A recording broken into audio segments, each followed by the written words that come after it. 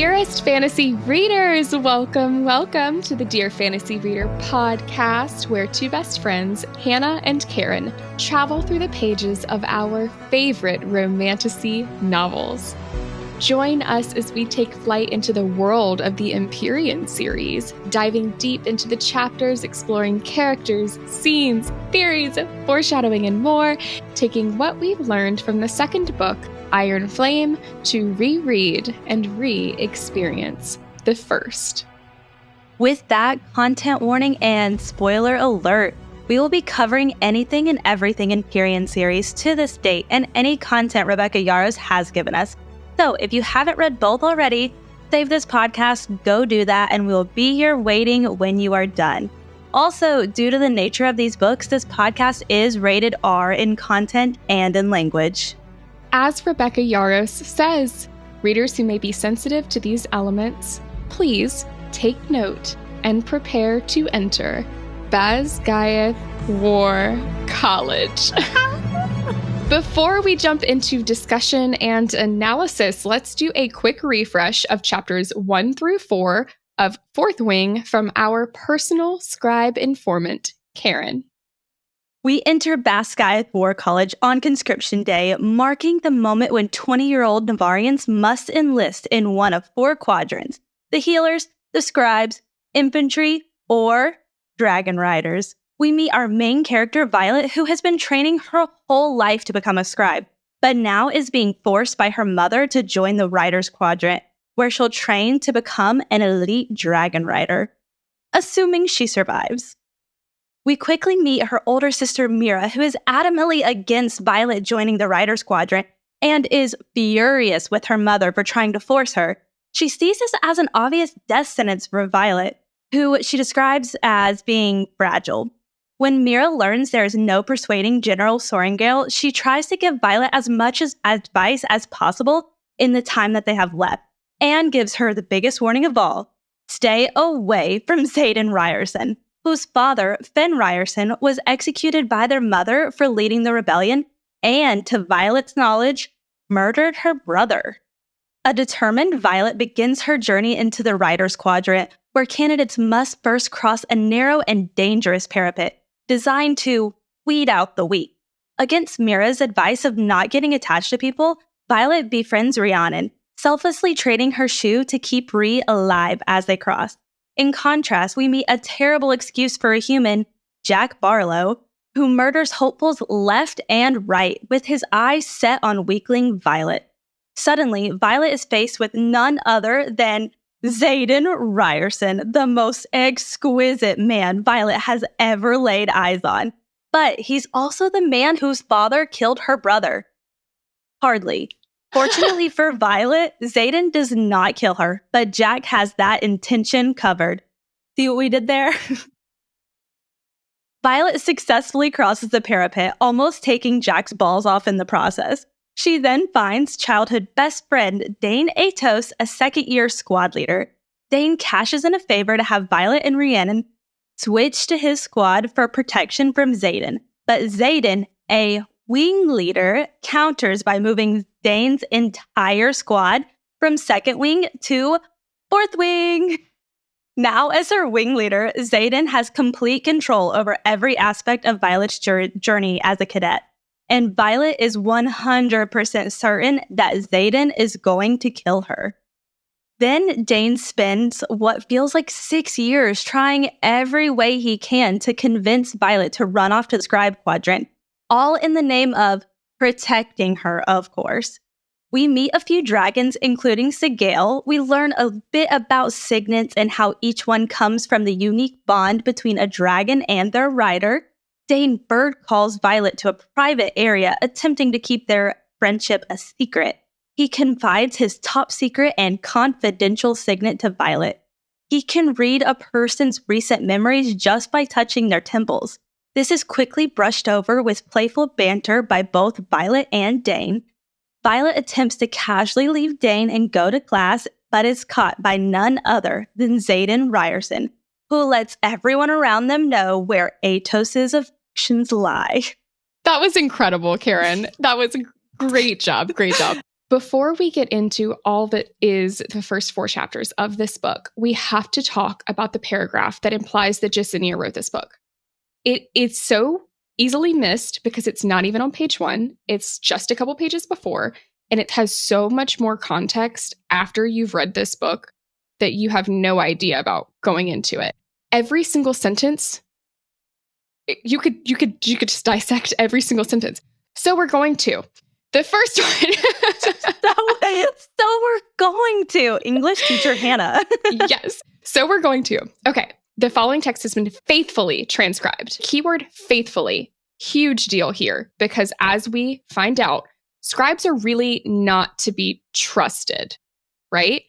At this point, yeah. Yeah. They can manipulate history to their narrative of sorts. So by putting the word faithfully in here, I'm personally going to choose to believe that was just that I trust Jasenia. Okay. Me too. I agree. And I think that was a really important word. We're going to come back to that, though, later as we get through these books. From Navarian into the modern language. Now, this can be interpreted as Navarian is the language that we're actually reading from Violet's perspective, right? But it's translated either into whatever the new languages of the state of their world in this series, or our language. We're reading it in English. So it's kind of like meta, if you think about it. I don't know if you've ever thought about that. I love that. By Jasenia. Our girl. Jasenia. Our girl. So when you first read this, I think we've had this conversation before. We kind of pass through this like, okay, who is that and why should I care? And now it's like, Jasenia, and I should care. and we have every reason to care. Not only that, then it says she is a curator of the Scribe Quadrant. Karen, would you like to do the honor and explain how significant that is? Yes. Well, it's significant because this tells us that Jasenia clearly stays alive throughout these books. Throughout this story, she's alive. And then she now has the highest honor of curator of the Scribe Quadrant. So she is not only a scribe, she has worked her way up in the ranks. Yes. So I think that like signifies how significant this is, because not everyone gets to write such important history books. Now, on that note, this is a history book, a Navarian history book that we are reading. I just got chills. Yeah, I had never really thought of it being a history book, and it makes so much sense. If you think about, I mean, she's not just writing this information for the sake of writing it. This is a significant chain of events that she is recording, which points to how huge of a role Violet plays in Navarian history, in the making as we're reading it, but technically past tense for Jasenia to have written it. I don't like the past tense. I can't think about it. Well, we're going to get to that in just a moment. One other part of this sentence, again, so much to unpack, is curator of the Scribe Quadrant at Basgiath War College. That implies that there is still, at the end of these 5 books, a Basgiath War College. It has not been burned to the ground. It still exists in some capacity. Or maybe they rebuilt if something does happen. It's very fair. It's interesting to think about how this is going to go. Now, it does say all events are true and names have been preserved to honor the courage of those fallen. May their souls be commended to Malik. All right. This is where the theories start to hurt my heart. They start to get a little scary because a lot of people have interpreted this to mean that Violet must die, may die, will likely die because of the phrasing of this. I know. Now, I'm going to tell you why I don't buy into that. Okay, good. I need hope. I don't buy into this because there's so much death in this book. Literally, you could just take one. Imagine just one person died. Would not be the same book. But imagine it was just Liam. Okay? You could still write that sentence. It would still be valid. I just think it makes sense that this was a history book and that is something you'd put in it. So I do not think that means that our main characters die. Possibly. I really do not think that we're getting... Rebecca Yarros has said repeatedly that Violet is getting her happily ever after and left room for interpretation on who that is with and what that looks like. Yeah. I do not think that that would be Violet dying. That gives me a little bit more hope. I've also seen a clip of Rebecca Yarros saying, like, somebody asked a question along this line, and she said, "Who hurt you?"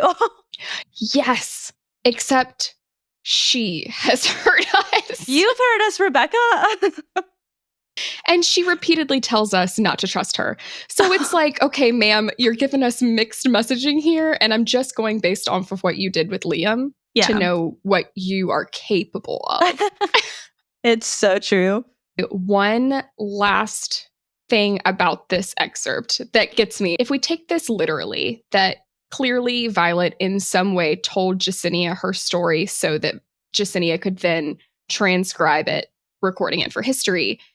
There are certain scenes we get to throughout the book where I was just like, wait, she transcribed? Like, did Violet just tell her in intimate detail their sex scenes? Like, what is the my woman, my throne, or my queen, whatever he says in that. But you know what? If Matthew ever said that to me, I would definitely tell you. Yeah, please do. Now, would you go put it in a history book? No, probably not.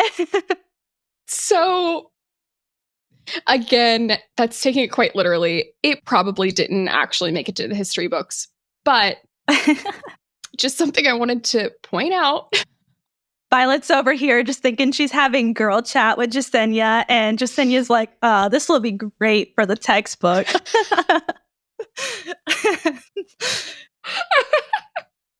All right, I had to control my laughing there for a second. Okay. Now that we have whatever that is out of the way, drum roll cadets as we are officially entering Basgiath War College. Yay! Welcome to our analysis and discussion section, where we will be walking through the major plot points and moments in this section of chapters that we're going over today, chapters 1 through 4. We will be sprinkling in a few moments of foreshadowing and light theories throughout, but most of those will be saved for our foreshadowing and theories section. These first 4 chapters are packed with info. So this episode will likely be a bit longer than usual. Most definitely. But right away, reading the first chapter, it's such a strong start, and I want to read more.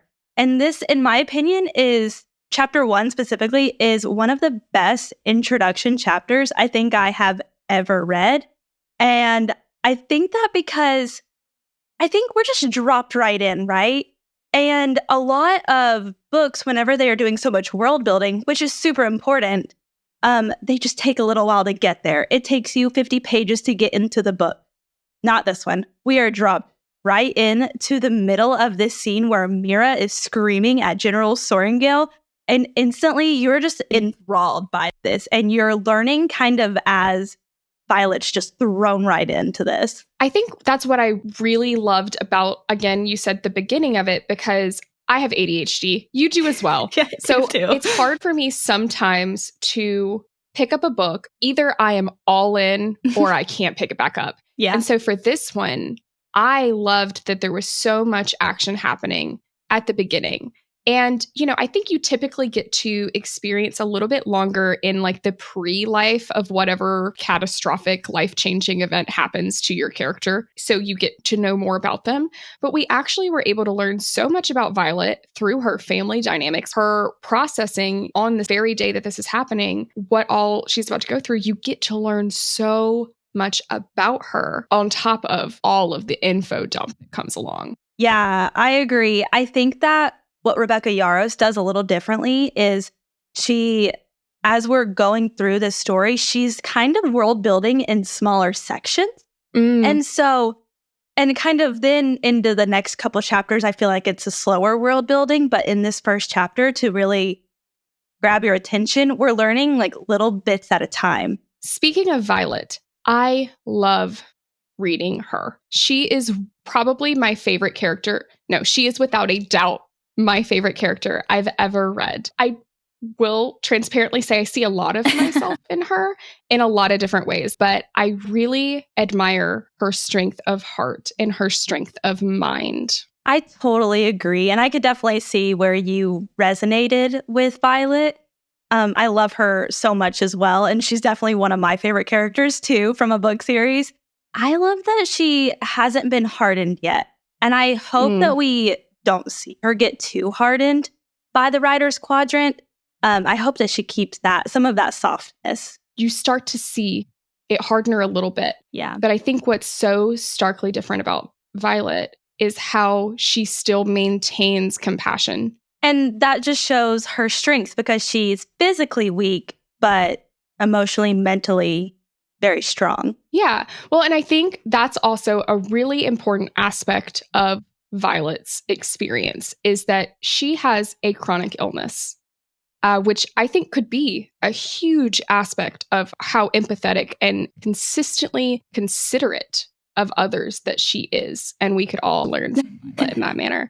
So I didn't actually realize this, mostly due to my own lack of knowledge on chronic illness and types of chronic illness, but Violet specifically has Ehlers-Danlos syndrome. Did you know that, Karen, when you were first reading it? I did not. I knew that she had something. I didn't know if there was a name for it. Like it says her joints are weak, her muscles are weak, and they react the way they do with like popping out of place and whatnot. I didn't know that it was EDS specifically. And I honestly don't know very much about EDS. Yeah, so I did a little bit of research, specifically after I read the books and found out based on Rebecca Yarros' interviews that EDS is a chronic illness that affects the body's connective tissue. So for Violet, this included symptoms of joint dislocations and subluxations, easily broken bones, extreme muscle stiffness, chronic widespread pain, hypermobility, where she was having to wrap her limbs often and take accommodations like her badass saddle, and her poison techniques.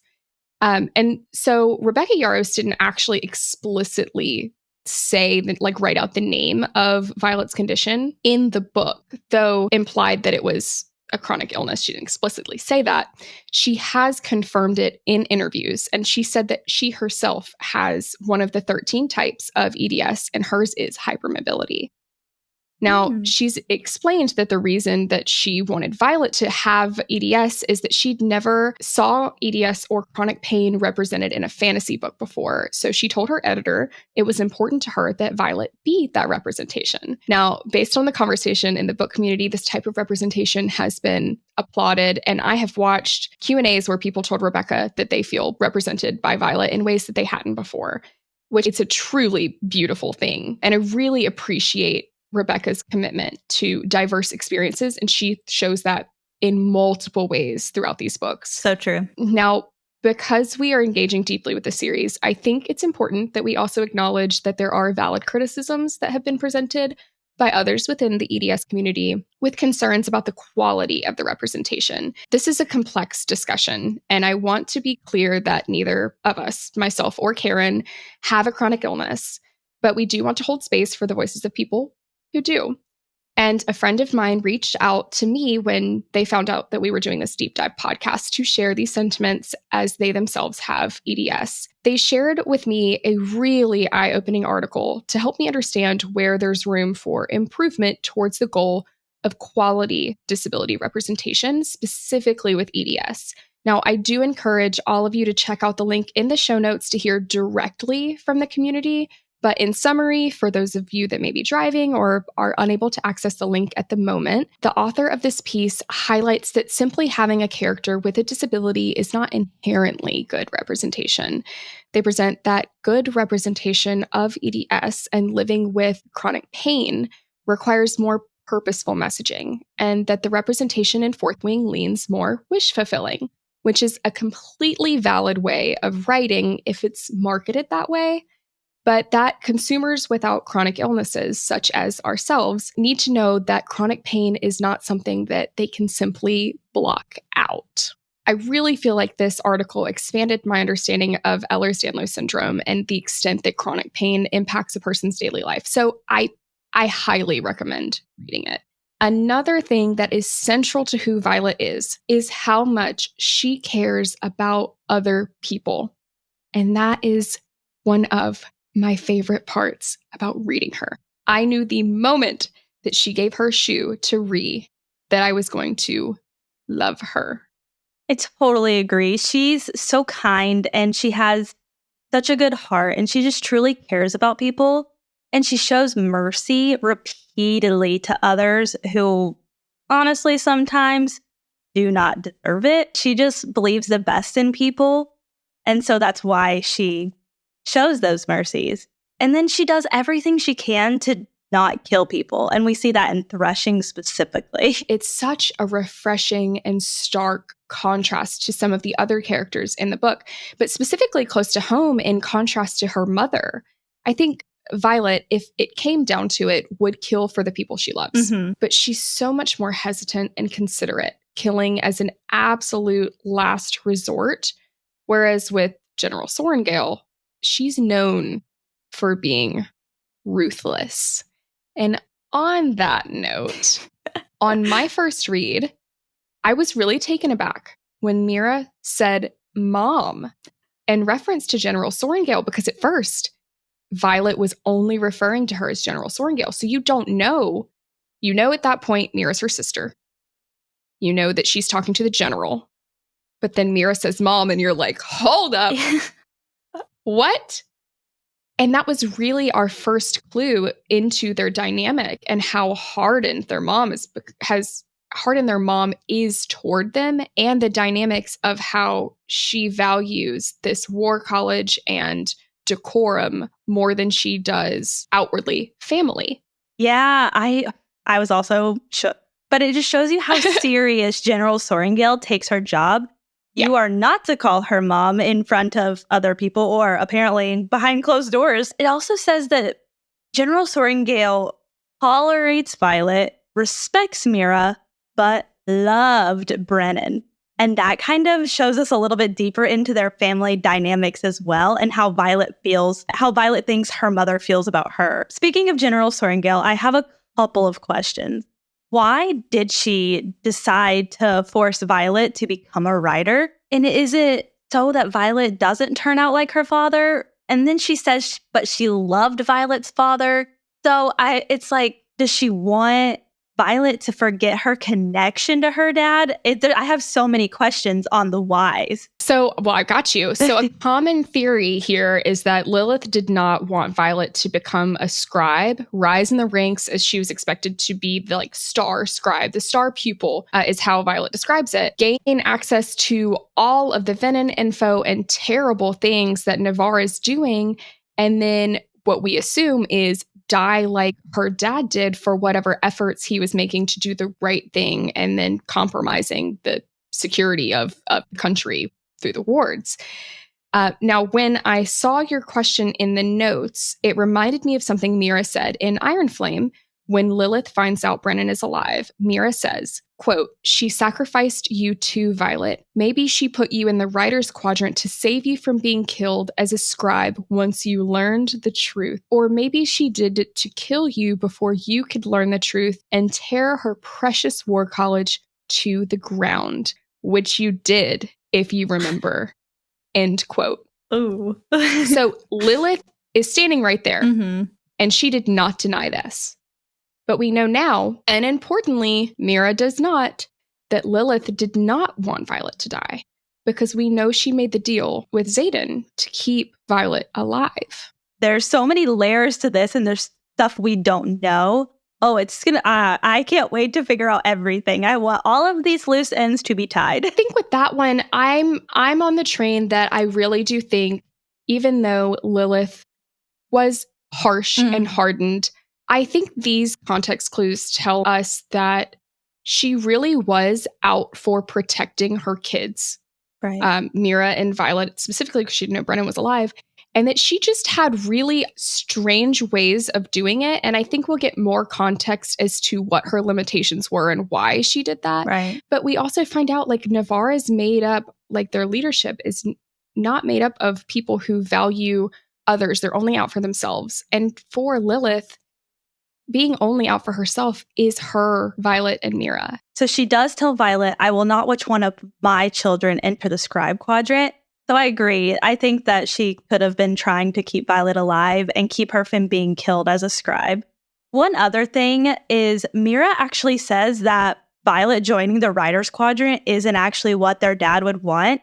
And General Sorrengail comes back with, I loved your father, but he's dead, and I doubt he wants much these days. I actually wondered if she had always been this harsh with her family. Me too. Like, she's known to be ruthless in general, but I didn't notice until the reread that it says, quote from General Sorrengail, spoken like the daughter of a scribe. And then Violet says, and I see it, the woman she was while dad was alive. Softer, kinder, at least for her family. Goodness, that it makes me sad and it breaks my heart a bit. And I feel like I have seen several times as themes throughout books and movies that sometimes the characters that are the hardest feel the most. I think that the context in Iron Flame humanizes her so much. And imagine what information we'll get about Violet's dad. Like, we barely have any information about him. We don't even know his name. Oh my gosh, we know nothing. I'm hoping so much that we learn as the books continue. Like, I want some backstory. Well, with Violet's dad specifically, she really talks him up, right? Mm-hmm. Like, he is like the golden character that's passed outside of our dear Liam. Really hope he maintains that righteousness, the person who was really trying to do good. Because I'd felt like it hints of this at Brennan, but now after reading Iron Flame, I don't feel as much like that about Brennan. And so I'm just hope that it's all rainbows and sunshine, except for the fact that he was probably assassinated. Yeah, I mean, he was her hero, so we're seeing him as this hero in her mind. And I've actually never thought of this until you just said that, like you were just talking about this now. I would actually be scared to see what it does to Violet if he's not this guy, and if there is some dark stuff that we don't know. I had never thought of that until you were just talking about that, and now I'm so nervous. Yeah, well, so we know he was doing this research on Feathertails, and Violet knows where it is, but for whatever reason hasn't went to get it. So that leads me to believe, which is like a theory we'll talk about another time, that it's can't just like walk into a room and retrieve it. Like, it must be at another location. I don't know. Kind of like the archives. Yeah, but farther. I'm thinking farther. Or somewhere she can't get in the archives, but we know she can if she really wants to. We learn that. So I wonder, like, I've always interpreted that as being like goodwill research. Mm-hmm. What you just said made me question my sanity. I'm so sorry. Bouncing back and forth, hurting each other's feelings today. We're just, it's fine. I'm just fine. Revenge a little bit. Well, one thing that I did catch this time that confuses me is that we know that Dad Sorrengail, Violet's father, died a year prior to conscription day, right? Like, at this point. But what confuses me is that Violet said that she hadn't seen her sister in years at this point. Yeah, that is really confusing. And I don't know, Fourth Wing, Navarre, Fourth Wing, the country, the way they handle the deceased is they move on really quickly. They don't really talk about them after they pass, and they burn all their stuff. So it's not mentioned, but maybe soldiers don't get leave whenever people die back home. I'm not sure. Maybe because it happens so often. But then he was a scribe, so that's like rare. But I guess Mira, as a writer, maybe they wouldn't care to let writers go home to visit. Yeah, especially with how she's pretty high up, right? Like, maybe she couldn't. Maybe they needed her too much where she was. General Sorrengail would have the control, likely, to bring her back, but she's so... Rules. Yeah, that she likely wouldn't have done that. Speaking of Mira, I like Mira. I didn't like how she seemed to be so sure that Violet couldn't survive. It's like she really didn't have faith in her at first. And she was just like, this is a death sentence. She's going to die. And somebody that has older sisters who would react just like this.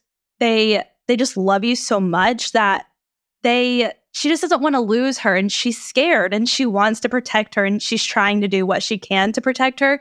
And I think it's less annoying than Dane to me, and we'll get into Dane later. But after Mira realizes there's no changing their mom's mind, she encourages Violet and she gives her the advice, and they have a sisterly bonding moment. From a perspective of sister, it makes sense that she would be so scared. From the perspective of a writer who went through the Quadrant, we know how brutal it is. I don't think it's unfair of anyone to have, going to kick myself for saying this later, doubted Violet, because I think there was a healthy doubt of anyone really getting through. Right. Anybody could. Especially with someone you care about.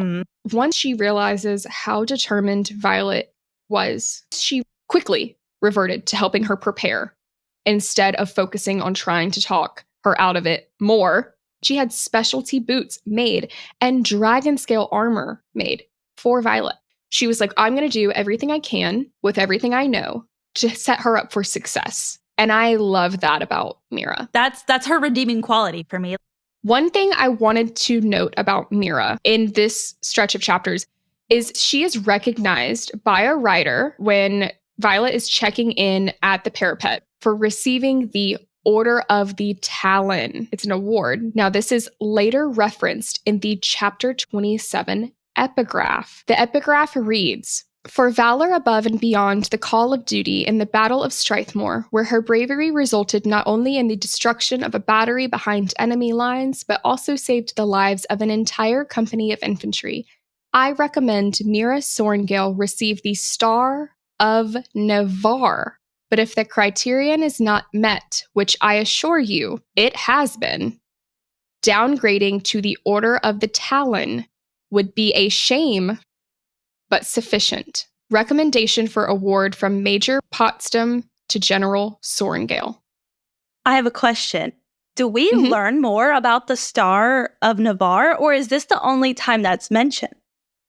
This, to my understanding, and I could do a search, and I should, to see if it's mentioned again, but I want to say this is currently all we know, which means that we should find out much more context in later books. Amazing. But I think it's so significant because it tells us a couple things here. So, like, put simply, Mira was recommended to get an even higher award, and General Sorngale specifically decided not to give it to her. She doesn't want her to seem like a Nepo baby? Maybe it was. She was always super conscious of that, right? Nothing else that really makes a ton of sense for me. Yeah. I mean, I get that not wanting it to look like you're giving your children awards, but I feel like Mira's more than proven herself. Obviously, she saved the lives of an entire company of infantry. I think that on my first read, I don't know. I'm really excited to get into these because I don't know that I paid as much attention as I should have. We'll talk more on our theories about this topic when we get to that chapter, but it seems super significant to me. And I really thought that we would get more direct context before General Sorngale died about this, but we didn't. So again, I'm definitely thinking we're getting it in future books. It would be a shame to not include it. It would be. Also, this is a side note. In some books, they call it a novella. It's like just a very little book that it's nothing important happens really, but it gives some context. And now I'm wondering if we are going to get anything like that for this kind of backstories. I want to see Mira in her line of work. I want to see how she does this. Why do you look like that? Because this is where my extensive knowledge in Rebecca Yarros interviews comes in handy. For those of you not watching, Hannah just looked so giddy, but also guilty and mischievous. She had her hands pressed together and her face got red because she got so excited. And I said that. One of the things that I did after reading both of these books in my trying to remedy my hangover was go and listen to as many Rebecca Yarros interviews. I transcribed multiple of them and have highlighted and taken notes, stuff like that. I know. But it comes in handy for things like these. So as of right now, there's nothing planned. Okay. But Rebecca has been asked, like, can we get history books of Navarre? That's its own thing. I'm just going to throw this out to just cause some chaos, but she said she would never trust a scribe, so it would only have to be written by a tierish citizen, whatever they would call their scribes. Yeah. Also, she insinuated she would never trust Jasenia. Why? Wasn't going to open that can of worms, but there you go. We will link this interview in the show notes, but she specifically said that she's just trying to get through these first 5 books, but that there are lots of directions she could take this. She could even do it from Violet's dad's point of view with his research on the Feathertails. That's what I want. She could get like Xaden's father on the rebellion. There's so many directions that we could take this. She could also do specifically from the dragon's point of view. That would be so interesting. Like, imagine Tarn with Naolan. Wow. Or even like, Coda with him being like the eldest of the den and General Melgren's. There's so many opportunities here. But again, she says she's just trying to get through these first 5 books. It's like, let me breathe, guys. Yeah. Get ready to enter the Writer's Quadrant. We are about to cross the Parapet. Now, the overarching message of this Parapet, it is setting the severe stakes of the situation that our characters are in. Now, I have a theory for why the Writer's Quadrant is so brutal outside of what Violet is told. But we will get to that later in this episode in our Foreshadowing and Theories section. What a tease. I know. Known for that. There is a... That sounded a little more spicy than I intended, but... Anyways, there is a lot of death in this series. What a transition. Boy. And as we know, this was only the start. Now, here again comes my Rebecca Yarros interviews context. I'm going to sprinkle this all throughout every episode we have where it is applicable. But she was recently asked about this at a panel in Sydney, to which she responded she has always been around it as a military wife of 20 years, might I add, that she, quote, saw what it did to him, her husband, and I saw what it did to our friends. I saw what it did to our children, to us, and I love being able to examine it from a fantasy perspective just because I think fantasy gives us a unique environment from which to critique our own world by viewing it through the lens of another. And I've always delved into these themes as to why we do this to each other and where is there hope to stop it. Wow. End quote. Now, she's also explained that she sees death as a natural part of life and finds no issue with killing off her characters, which I find no comfort in for the beloved characters we have left in the next 3 books. And that brings us to Dylan. Dylan, baby Dylan, such a sweet boy. I knew I was in for it when we lost Dylan. He was so sweet. And I love that we got a clue in that Violet is a bit of a romantic when she swooned over Dylan. She thought to herself, quote, I keep my sigh to myself, though that might be the most romantic thing I've ever heard, end quote. And that's referring to him patting his ring around his neck, saying that he was going to propose to his girlfriend after graduating from the Writer's Quadrant, which we know was taken from him within moments. Oh, it was such a sweet moment of how much love he had, and then how Violet is just like, oh. Rebecca Yarros totally set us up for immediate heartbreak, which in itself was preparing us for what was to come. Generally, the stakes are high in fantasy, but this world, specifically the Writer's Quadrant, is brutal. And we learn in Iron Flame specifically that it didn't have to be this brutal, that the Griffin Flyers, they just jump off the cliff into the water, I believe, and hope that they land on a griffin.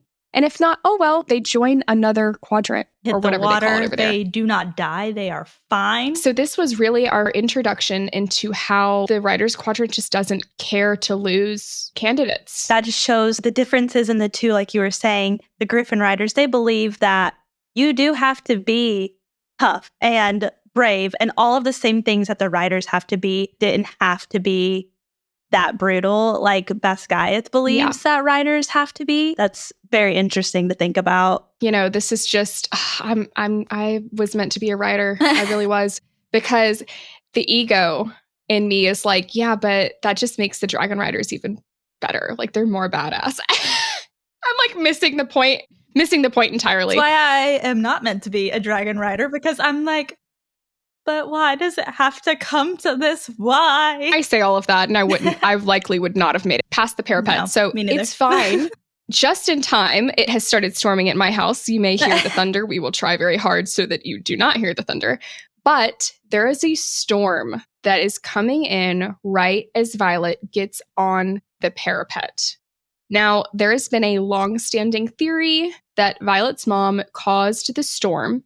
And now with the context of Iron Flame, we can more confidently assume that this was not the case. So in Iron Flame, when Nadine and Violet are talking about the candidates walking across the parapet for her second year, Nadine says, quote, "You'd have thought your mother would have held off the storm last year, considering you were crossing." Violet responds, quote, "Clearly you don't know my mother." And then she thinks to herself, quote, "She wouldn't call the storm to kill me like a coward, but she sure as hell wouldn't stop it to save me either." Wow. Yeah, I had also heard that theory. And before I had the context of Iron Flame, I didn't believe it. I don't believe she would have ever done that. I do agree with Violet. Like, she wouldn't call it, but she wouldn't stop it either. Maybe because that would have shown favoritism towards her daughter. It ties back to her not giving Amira her due with the award.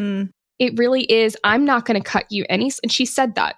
She said, "I'm not cutting you any slack," in other words, to Violet. And I really think it was just an example of that. But I think it also raised the stakes for us as readers that there was a storm coming across. Yeah, I do think that she had faith in Violet, because I'm choosing to believe not the best in General Sorrengail, because I don't think that she's warranted thinking the best of her, but I'm thinking higher of her with the context of Iron Flame, rather than how I thought whenever I just had Fourth Wing. Absolutely. I mean, in the context that, like, we know that from the very moment that we are led into this world, I believe that the deal had already been made with Xaden pre-conscription day. So she was always out to protect Violet. But the caveat to that is she wasn't going to do the work for Violet. Right. If Violet could make it, she wanted someone there to protect her from other people who would be after Violet because she's General Sorrengail's daughter. And I think that that is an important distinction. She wasn't going to give her a free pass. Yeah.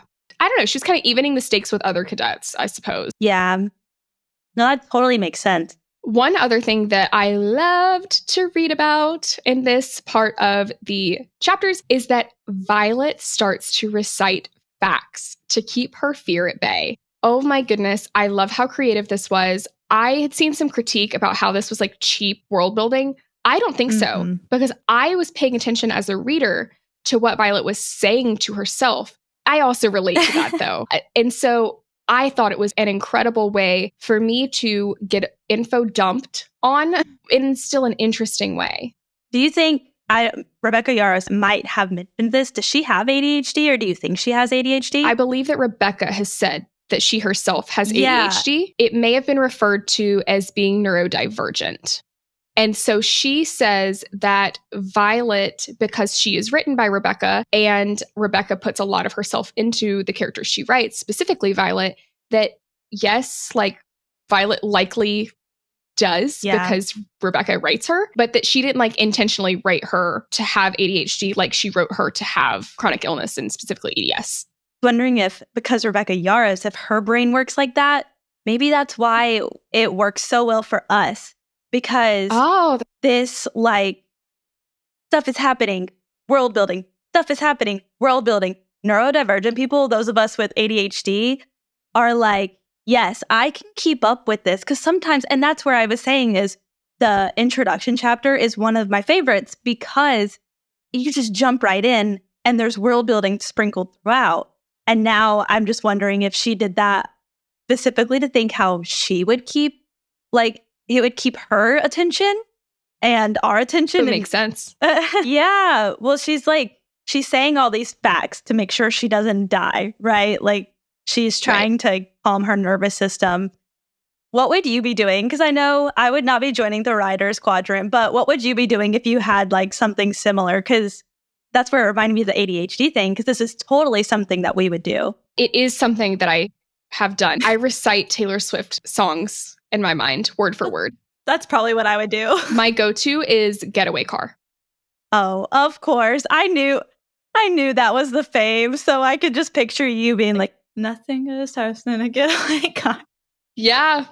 And this is how I know I'm more of the scribe type, is because instead of like thinking of the lyrics of a song, I feel like I would still do the Taylor Swift thing, because I think that's a topic that I know the most about probably in my life.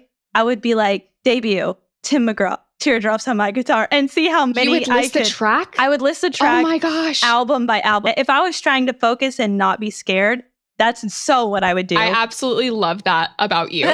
There is one piece of information that Violet dropped on us that really stood out to me on this reread. She said, quote, "The kingdom of Poramiel mainly consists of arable plains and marshlands and is known for exceptional textiles, endless fields of grain, and unique crystalline gems capable of amplifying minor magics." Searched for this in both Fourthwing and Ironflame via ebooks, and this is the only mention of crystalline.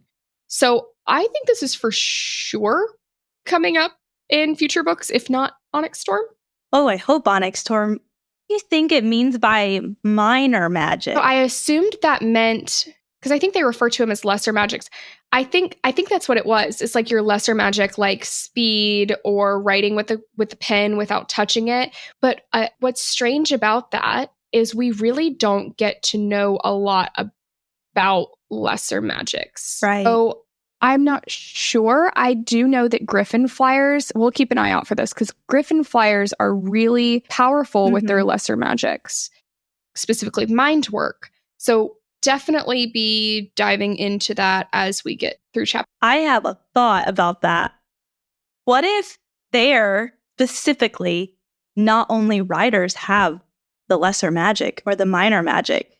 I think it's been implied that only Griffin Flyers there have lesser magic. Okay. Like in Rebecca Yarros' interviews, and I could try and pull which one that was. I think I transcribed this one. She says that the only way to have any sort of magic is through becoming a Venin and pulling from the earth a dragon or a griffin. This is why it's so helpful that you've seen every single interview. I tried. There might be some out there that I haven't seen, but I think that was what she had mentioned. But if someone knows and that's listening, please let us know. Please. So noticed when Violet describes why she finds comfort in facts and history as her like go-to to quell her fears, she describes the archives, saying there's nowhere more calming than the archives. So that's what I think of. Facts, logic, history. We know this is why Violet chooses to ground in the archives. But by the end of Iron Flame, all of her reasons for choosing that as her escape place to ground are no more. Like, the facts within the archives of Basgiath are no longer actually factual. History is shown to be manipulated, and she no longer resonates with the archives like she used to, acknowledging to herself that she was meant to be a writer and that the archives feel different for her. So I wonder, do we think that maybe her place of grounding in her mind will change? Ooh, that is, it totally could. Or maybe since she can visualize it so well, maybe it won't. But that's so true how everything has changed. It's no longer the comforting place. It's now a place of lies. It's a place of hidden history. I wonder if it will stay the same, because for her, maybe it doesn't represent facts and logic anymore. Maybe her comfort in it is her dad. Yeah, I could totally see it staying because of that. On your note earlier about if she finds out that her dad is actually like not as righteous as she thinks. I think I convinced myself that might be true, and I hope it's not. Totally be on brand for Rebecca. Yeah. And that scares me. It does. I'm going to feel really smart though. If it is true, I'm going to feel so smart, because that will be the first time I ever had a theory with no outside. And that could very well be a theory from other people, but I had no outside help of it to find that theory, and I will feel super smart. I want to say I hope it happens just for you to have that, but I honestly don't hope that happens. I hope it doesn't happen either, but yeah.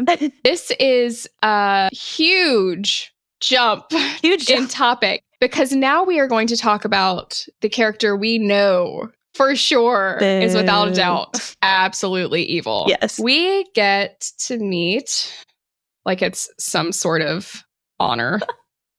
We were forced to meet Jack Barlow. I, again, read these books back to back. And so I didn't get the pleasure of thinking that he was dead as long as other people did. A blissful time to be alive. But he was not. And is still not. Yeah. I don't even know where to start with this character, because he's ruthless. He is. Right? He's pushing people off. We talk about the contrast of Violet, who is so considerate and has such a value of life and for other people. And then there's other side of the spectrum, Jack Barlow. Right. There's not even a ton to say about him other than I hate him. You know, I really don't have anything to say, but I hate him. I love how you said that. It sums up almost every interaction. He's after power. Right. And he's willing to do whatever it takes, including just annihilating other people, even when they're like, he kind of stays within the rules, but not for the sake of the rules, but for the sake of like not getting eaten by a dragon, which we see when he's getting off of the parapet and considers killing Violet right there. But he's not allowed to, because they say, well, we'll feed you to the dragons. So that is the only thing that keeps him from that. He's not abiding by the codex. Yes, and no one else's. For the sake, again, of power. Which brings us to the fact that Jack, at some point, turns Venin. Now, there is speculation that Jack was already Venin when he came into Basgiath, specifically because of how ruthless he was on the parapet. And I'm going to take a moment to explain why I do not buy into that. Now, Jack specifically says at the end of Iron Flame, when talking about turning Venin, that, quote, "There is no choice. And if there was, I made mine the second I saw her," then he glares at Violet, quote, "bond the most powerful dragon available at threshing." So this implies that he turned after threshing, which Rebecca Yarros has backed up in an Entertainment Weekly interview, saying she knows the exact moment he turned in her head, implying it was off page and that we do not know, and that he was never going to be satisfied with any lesser power than Tairn, Sigale, or Coda, which is in line with the after threshing thing, but we can dive deeper into that in the chapters following threshing. I just wanted to address the theory of him coming in as the Venin. Yeah, it's interesting to think about, and that's an interesting theory, and I could see where people believe that. I also don't believe that he came in Venin, and maybe he made the decision not the decision to become Venin, the decision that he needed more power as soon as Violet bonded Tairn. But also, I personally don't think he became Venin until he died. And whenever he was getting healed, I think that part of being healed was him turning Venin, and that is pretty much how he got saved. See why you think that. And I actually like that theory. I'm going to tell you why I don't think that. So Rebecca Yarros, at least in an interview, but this may have been more directly referenced on page, but at least in an interview, said that the moment on the mat, now remember, we don't know what Jack's signet is. So at this point, you may have assumed that that's what it was. When he is on the mat sparring with Violet, he pushes power into her. That is a moment where he is pushing power that he has channeled from the earth as a Venin into Violet. Oh. Yes. Wow. So with that context, we're thinking somewhere between the time of threshing to that challenge on the challenge mat. He turned sometime between then. I need the background of that. I need the context of it, because when he came in, he was really ruthless and he wanted the power. And I kind of saw him at the beginning before we really got into how truly evil he was. I kind of saw him as like a Kato 2.0 from the Hunger Games, or like one of the careers that came in with the mindset, I'm going to kill people, I'm going to win. Although this is not the Hunger Games where there is a winner, but I feel like he kind of might have seen it as, I'm going to win, I'm going to be the most powerful. I trained for this, I'm brutal, I'm the one to beat, essentially. 100%. Yeah, I totally see that. And I think that if he had come in Venin, that might actually take away a little bit of the fact that the point is that is who he is to his core. Without having the extra power, he is after it. Yeah. And what he will do to get that power is murder people and trade a piece of his soul to become Venin. So I think, like we saw Violet a little bit before and after to give us context to who she is, we're actually seeing Jack a little bit before he gets access to the power, and then what he chooses to do with it after. I feel like that makes more sense than like kind of what I was thinking with I was like, maybe it just saved him from death, but I need the background and the context. Which I do think could be a factor, right? Like him being Venin at that point may have been, and likely was, what saved him. Now, I don't know like what he could have done with his power to do that. Like, can he throw up a shield? Like, I don't know we don't know the extent of Venin's power, which again, we will get into. Yeah. Probably a bonus episode. We'll dive deep into what we do know about Venin. But Rebecca Yarros recently implied at a panel in Sydney that we will get an explanation for why Jack is, in her words, quote, a power-hungry prick. And it seemed like she was saying that we would get it in Onyx Storm. Oh, okay. Yay, I'm excited. I need to know. I just have to make one comment. Jack Barlow, they could never make me like you. Never. You're not doing the Dane thing. It's too far gone. You're no redemption arc here for Jack. I don't care how you got that way. I will have empathy for you. It's too cruel. Right. I agree. And I don't think Rebecca Yarros wants him to have any kind of redemption either. No. Oh, touch on that in just a moment. But before we go there, Mira explains why cadets kill each other, saying, quote, fewer cadets means better odds at threshing. And we know that Jack is after power. So I really do think he simply starts killing people, not because of being Venin, but just trying to improve his odds at gaining power through a dragon. And not just any dragon. And not just any dragon, the most powerful. The most powerful, yes. He has his sights set. So he really, truly is just power hungry. Right. And as Rebecca described him, and we also get more context in our epigraphs about the significance of this. Now, one other thing I'd like to mention, I don't like to mention this, I would like to say. I resent the fact that I have to mention this, but I will. Okay. Some fans have the hots for Jack. What? One recently went as far as asking Rebecca Yarros in a Q&A if there'd be any redemption and romance for Jack Barlow. And she shut it down, quickly saying, are you getting enough sleep? I mean, from his prison cell, maybe. No. That was her full quote. So thankfully, we do not have to worry about that. But what the fuck? Ew. Well, I don't understand how you could... No kink shaming here, but what the fuck? What? I don't understand. I could see like an enemies to lovers kind of thing like that, but like I'm so turned off by Jack Barlow. There are darker romance, and I will go ahead and say there's other tropes that I don't know, and there's dark romances. I do not read those. I have friends that read those, so maybe it's something that people have read and have been like, oh, this is how a character in my There's an opportunity here. Yeah, I don't want to see it. I'm kind of over it. But I have to know, Karen, what did you think of Jack scenting Violet, quote, like a dog after he gets off of the parapet? It's so weird. So fucking weird. So weird. A lot of people have said that this is one of the reasons that they thought he was Venin, because it's such an odd action, but also like, why include that?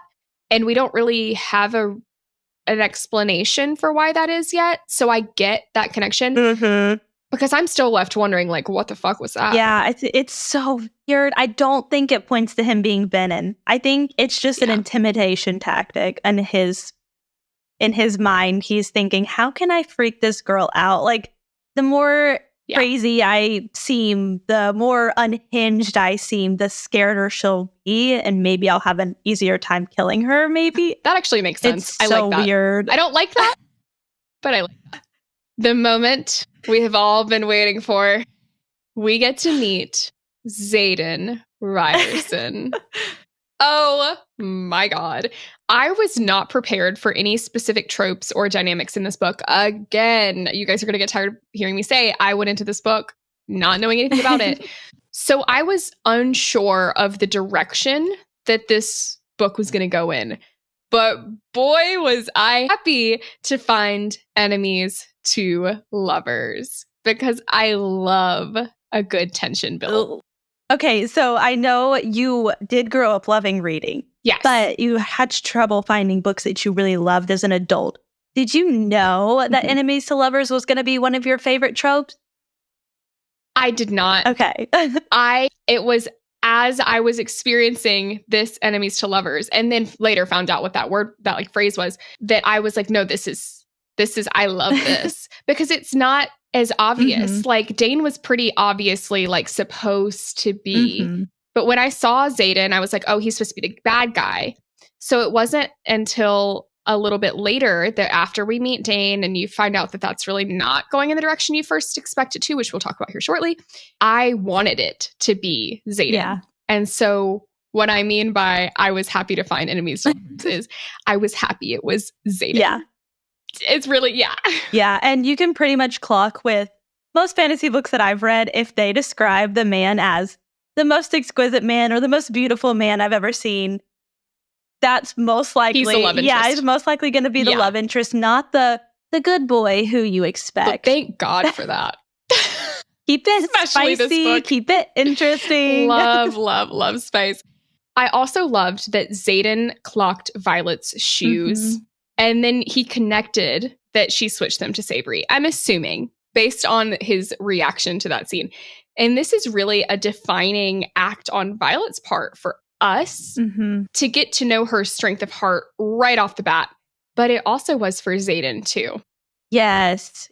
He was staring at her and she thought it was like he was staring at me with malice because he wants to murder me. But in actuality, my thought was maybe they had a little bit of a love at first sight moment, and then I hate you because I am attracted to you. I mean, that's the question I have. Like, do we think that at that moment he saw her, he was actually reading her intentions and saw the boot thing and realized that maybe she really is just a good person? Or so maybe he didn't actually want to kill her? I don't know. I have so many questions. Definitely think that the boot thing, that again, can you see past intentions? Right. Or only the ones you're intending to make right then? I think that he somehow, either there's context clues would tell him that she did that to help Rhee. Otherwise, why else would she switch a boot? And it was clear because they weren't the same size. Any chance that Signet has a possibility of being used, I'm like absolutely for it. So I'm going to say yes. But I also think that that was a really defining moment for Xaden to understand that, wait, Violet might actually, like you said, be a genuinely good person who was looking out for this person who they, I think Rhee even tells him, we just met. Yeah, she's not her mother. He probably had some kind of thought that maybe she was like her mother, who he does not like. Or even that she was some sort of like spy for her mom. There's so many possibilities that we kind of don't think about because we know how divided they are. Right. Now, there is a popular theory that Xaden was already in love with Violet before he saw her through stories Brennan told him. Rebecca Yarros has debunked this. She said, quote, dude, that'd be him loving a 14-year-old girl. And we're not down with that. We're not here for that. Yeah. I think that's also like a love at first sight trope versus like destined fated mates or whatever. Fated mates where he'd heard about her long before and was just in love with the idea of her. That's creepy to me, though. I'm really glad that that's not the case. Two less fortunate events. We meet Dane. All right, I know I'm giving him a lot of shit, really trying to be more reasonable. No, if Dane has and no rational. haters, I'm dead. I love that for you. So this is me being rational, and then we'll get to the less rational. Important context. Dane and Violet have been anticipating seeing each other for an entire year before they meet here. Overarching important context, they've been childhood best friends. So, but there is a tension, anticipation lead up for them for a year. Dane doesn't even know that he's going to get to see Violet. I'm assuming Violet didn't know until 6 months ago that she was going to be seeing Dane in the Writer's Quadrant. But I think that does add some context as to the romanticized version she has of him in her head. Yes. I initially thought that this was a possible love triangle trope, which I am familiar with, but I did not want that. Again, I had my sights set on the most exquisite man that Violet had ever seen. So I wanted Xaden immediately. And I wanted Violet to want Xaden. Right. So I'm really glad that Rebecca Yarros has said that it was never intended, Dane and Violet and Xaden were never intended to be a love triangle, and that she does not like love triangles. Me neither. Honestly, that's a trope that I don't like second chance romance that much, and I don't like love triangles. Me neither. And now we know that he was used to show character growth for Violet. Rebecca Yarros says that he represents the love you think you want when you are young until you grow and realize it wasn't really what you wanted or needed. Now, we can relate, as both Karen and I are divorced from our high school sweethearts. So I don't want to speak for you, Karen, but this resonates strongly with me. Same with me, honestly, same with me. I love how she says, it's the love you think you want. But it took less than 2 sentences for me from Dane for him to really start getting on my nerves. He has no faith in Violet. I'm really glad that we realize so quickly, she realizes pretty quickly that he's not the love for her. He's the one that you fantasize, you romanticize about, and then you actually get it and you're like, oh. Yeah, this is not actually what I want. But after the first book, he really seems to be a villain. He really does seem to be someone who intentionally violated her boundaries by stealing her memories and then basically sold her stolen memories to the bad guys and almost got her killed. So that's where you leave off in Fourth Wing Thinking. Right.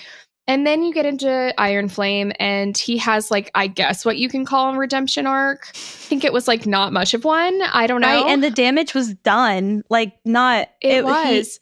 He lost the trust and how hard it is to get that trust back, and he did stuff to gain it back.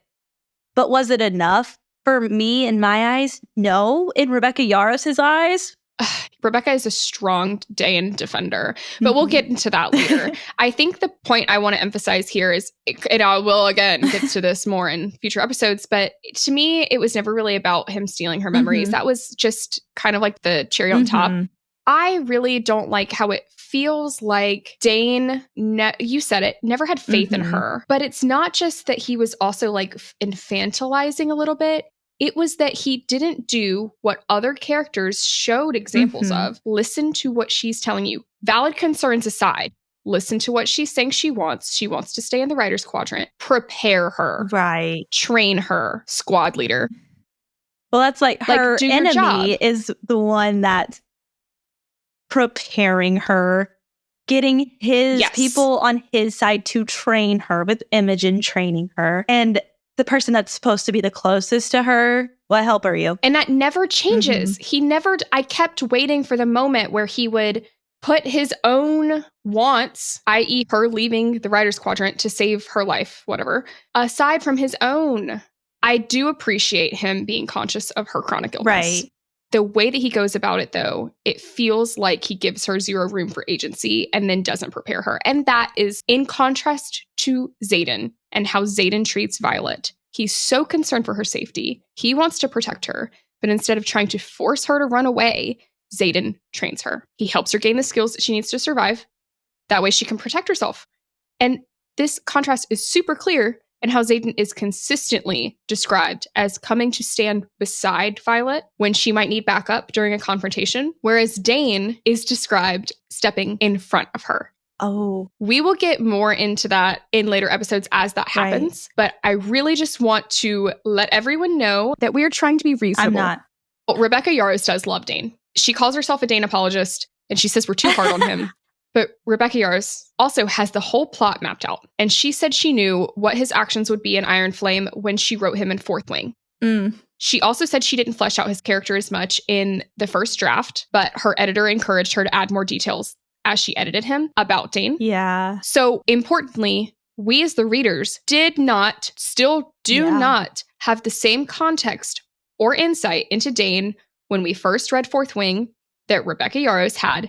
And even now, I also want to note that we as readers do not have the same connection to Dane that Violet does. We hear her in her inner monologue that they have been besties since 5, but we never got the impression from their interactions that they were best friends, at least I did not, or that he was even a good friend, which we see a little bit more of in Iron Flame in the interrogation scene.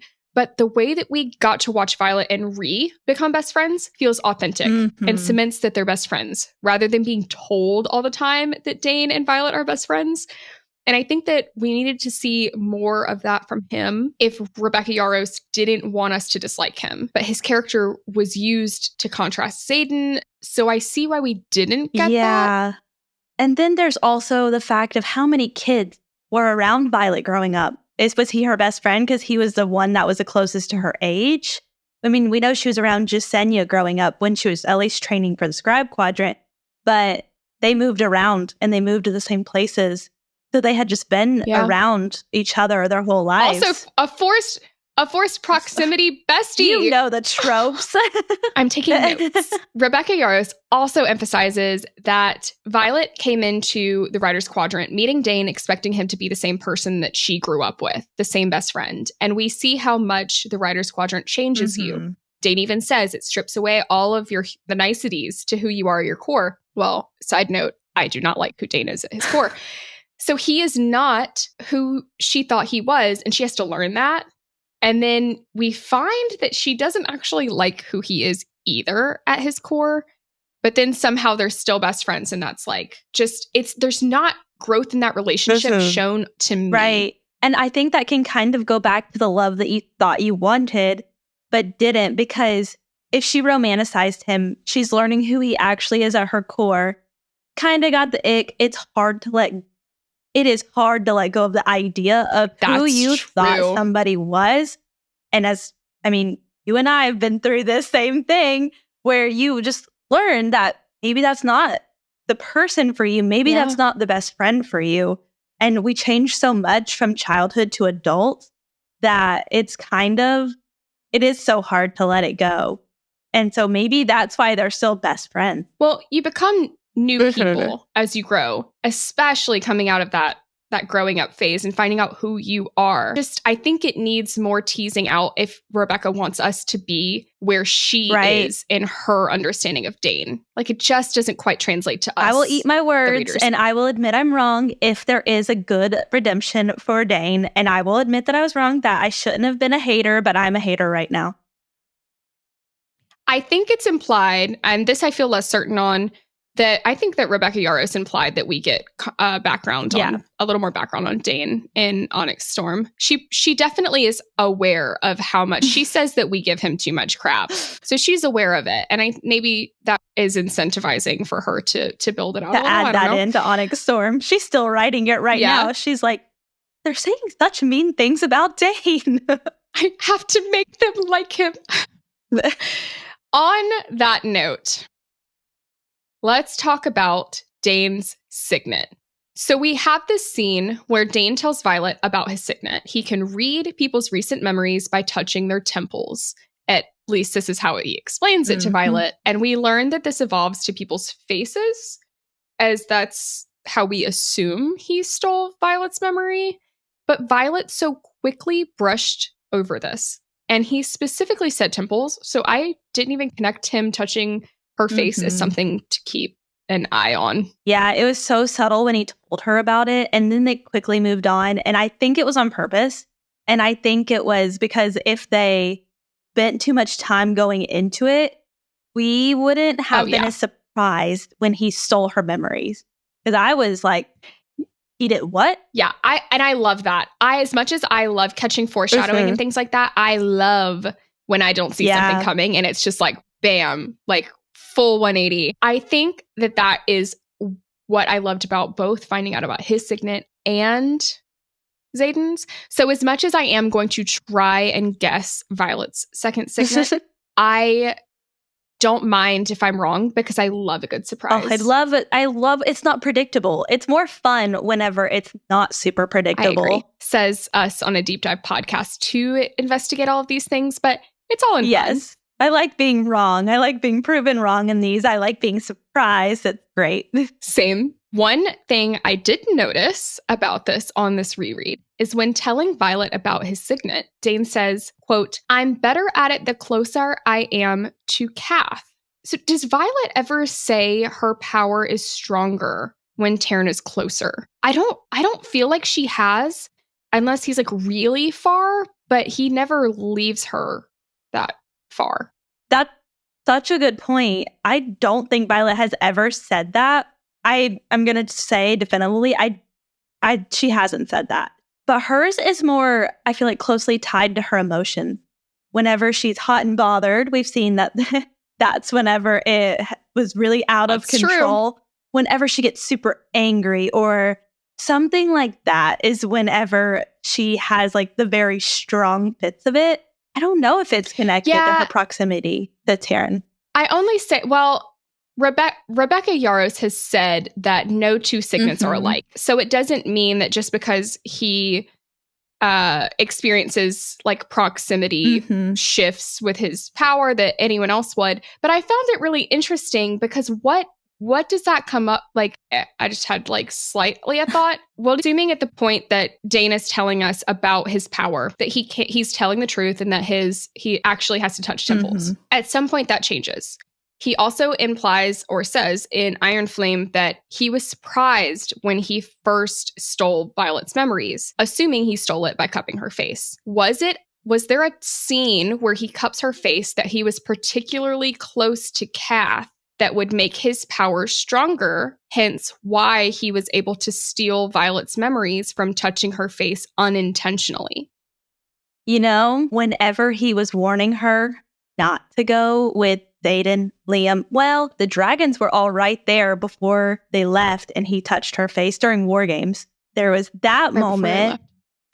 See, it would have had to have been after. Yeah, that's what I was thinking. Xaden told him about Athelmine. Right. I was thinking it had to have been before all of that happened. We're going to look back for this as we go through our reread. I don't know how significant it is or if that's the case, but it's the only thing I can think because there's something about that line that is significant, is going to come back. Now, this could be in a future book, but that's important. Right. So putting a pin in it, noting that, we will be discussing each section of chapters when Dane touches Violet's face.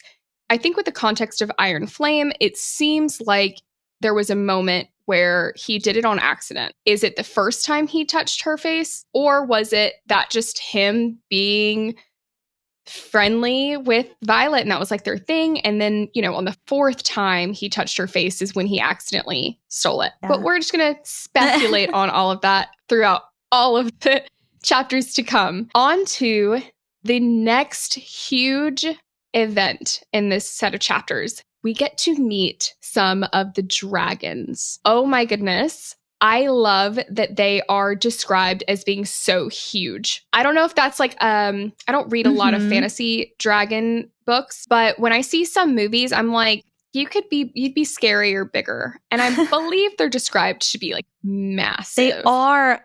It's talking about, she's literally like the size of his talon. Exactly. What? Yes. That's scary. Yeah. I can't even like picture that in my head. No wonder she can't keep her seat. I couldn't either. We get to meet Sigale. When I first read this and saw how Sigale like locked in on Violet, I thought that's going to be her dragon. And then very quickly it was explained that that dragon was already bonded, but I didn't know that context at first.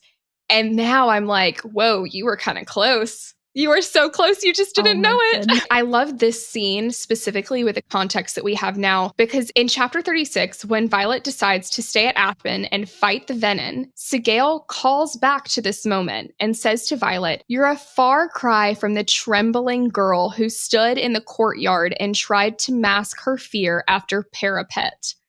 I approve."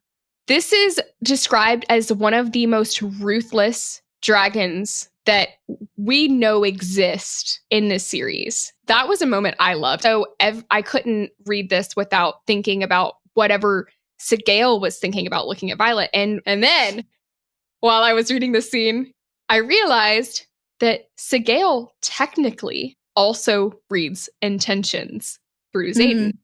So she likely knew Violet's intentions here if Xaden was reading them. I think it's a really interesting thought that, of course, Sigale knows everything that Xaden thinks.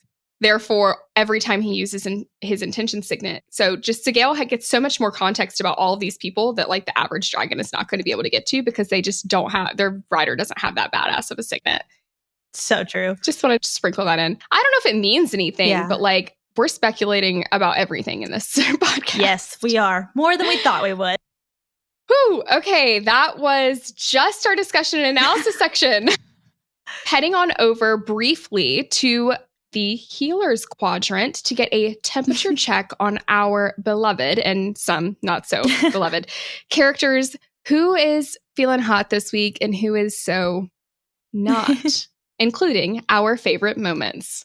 All right. So who was hot for you this week, Hannah? Rhi, one of my favorite characters. Love.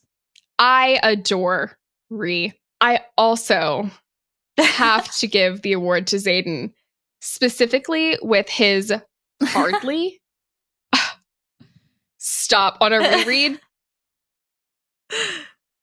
Then Violet, her determination, selflessness, compassion for others. I could go on. I love these. This is my three favorite characters right here. I just knew you were going to say Xaden. I'm surprised he wasn't the first one you said. That would have been like, would it have been too much? Since when have I ever worried about being too much? Is it too obvious? No, I agree with all of them, but I specifically love Rhi and Violet, and I love when female friendship is portrayed in books and the bond that they created so effortlessly, and it's just automatically so deep, and they're like trusting each other right off the bat. I love that kind of dynamic. I think it's so sweet, and I think it's so important. The way that their relationship started is so symbolic for everything going forward. And I just can't get enough of reading about their friendship. Right. I actually wish we saw more on page about them. The moment where they switch shoes just kind of reminded me when you meet another girl in the bar bathroom. The girls' bathroom. I've seen. How did I know what you were going to say? Whenever I've seen a TikTok where these girls were at an event and they were like, "Oh my gosh, I love your dress. I love your dress. I would love to buy this for an event that I have coming up soon." Wait, same. The girls switched dresses before they left. So they finished their event in their dresses. I wish I remembered the TikTok user so I could say it.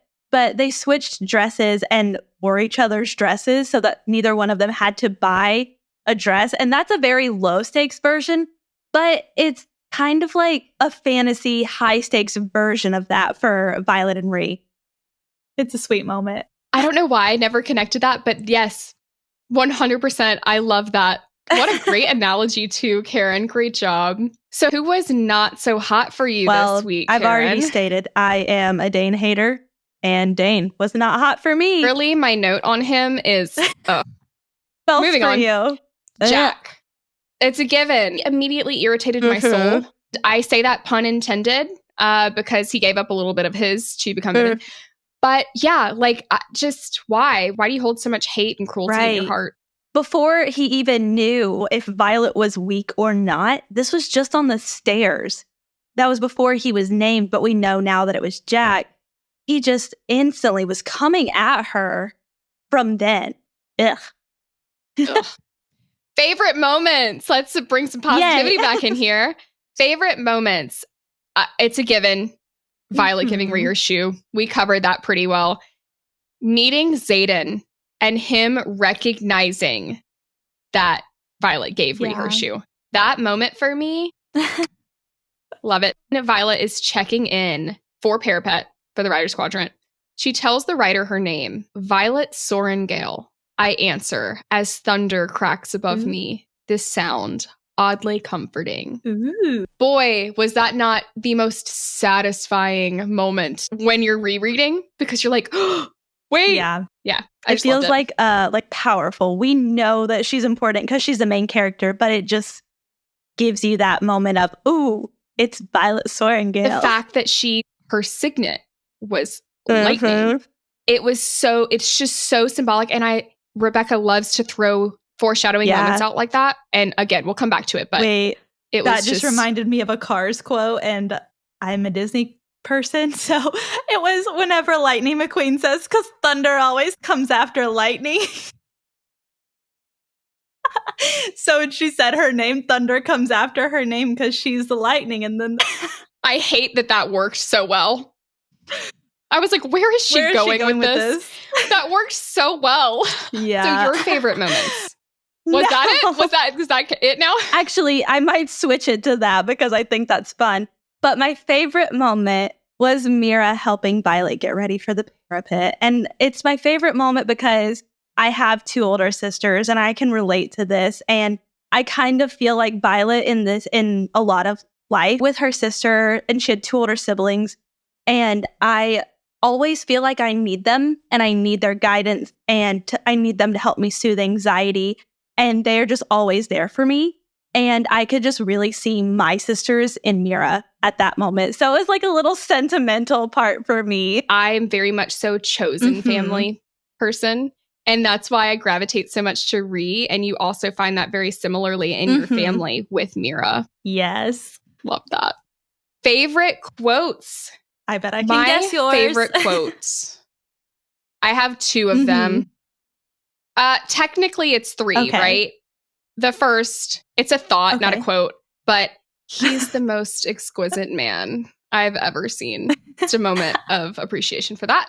And then hardly, because a reread. It just gets you on a reread. But then, overarchingly, dragon without its rider is a tragedy. A rider without their dragon is dead. Yes. I love it. It encapsulates so much, which is, of course, why it was the very first epigraph. Yes, I totally agree. And I knew you were going to pick a Xaden one. But I totally agree with he's the most exquisite man I've ever met, because catch me giggling and kicking my feet as I'm reading this book. And I also loved a more subdued moment. I'm going to bring it back to the family because like you said, I think we do relate this to our personal lives. And I loved when Violet's mom said, if any of my children are capable of surviving the Writer's Quadrant, it's her. And it was so nice to see that even though her mother is pushing her to do this and she's pushing her in this deadly situation, and like I said this before, I think she actually does believe in her and isn't actually sending her to die. I really did on a first read love this line because I was kind of shocked. It was in stark contrast to Violet's inner monologue about her mom. And that was the first clue in that, okay, maybe Violet doesn't have the full picture when it comes to her mom and her mom's intentions. Incorporate some foreshadowing in our discussion and analysis portion. There are so many rabbit holes these moments could lead to, so we felt like it deserves its own section. So here we go. Starting with a little over 2 pages in, and we are told that mind reading is prohibited. Why did this not jump out to me more? I think it probably didn't jump out more because we didn't see the consequences of it yet. Yeah, we didn't know the stakes. Also, didn't know the extent of how signets worked yet. But it is so stark. Literally 2 pages in, and she's like, this is important information. Pay attention.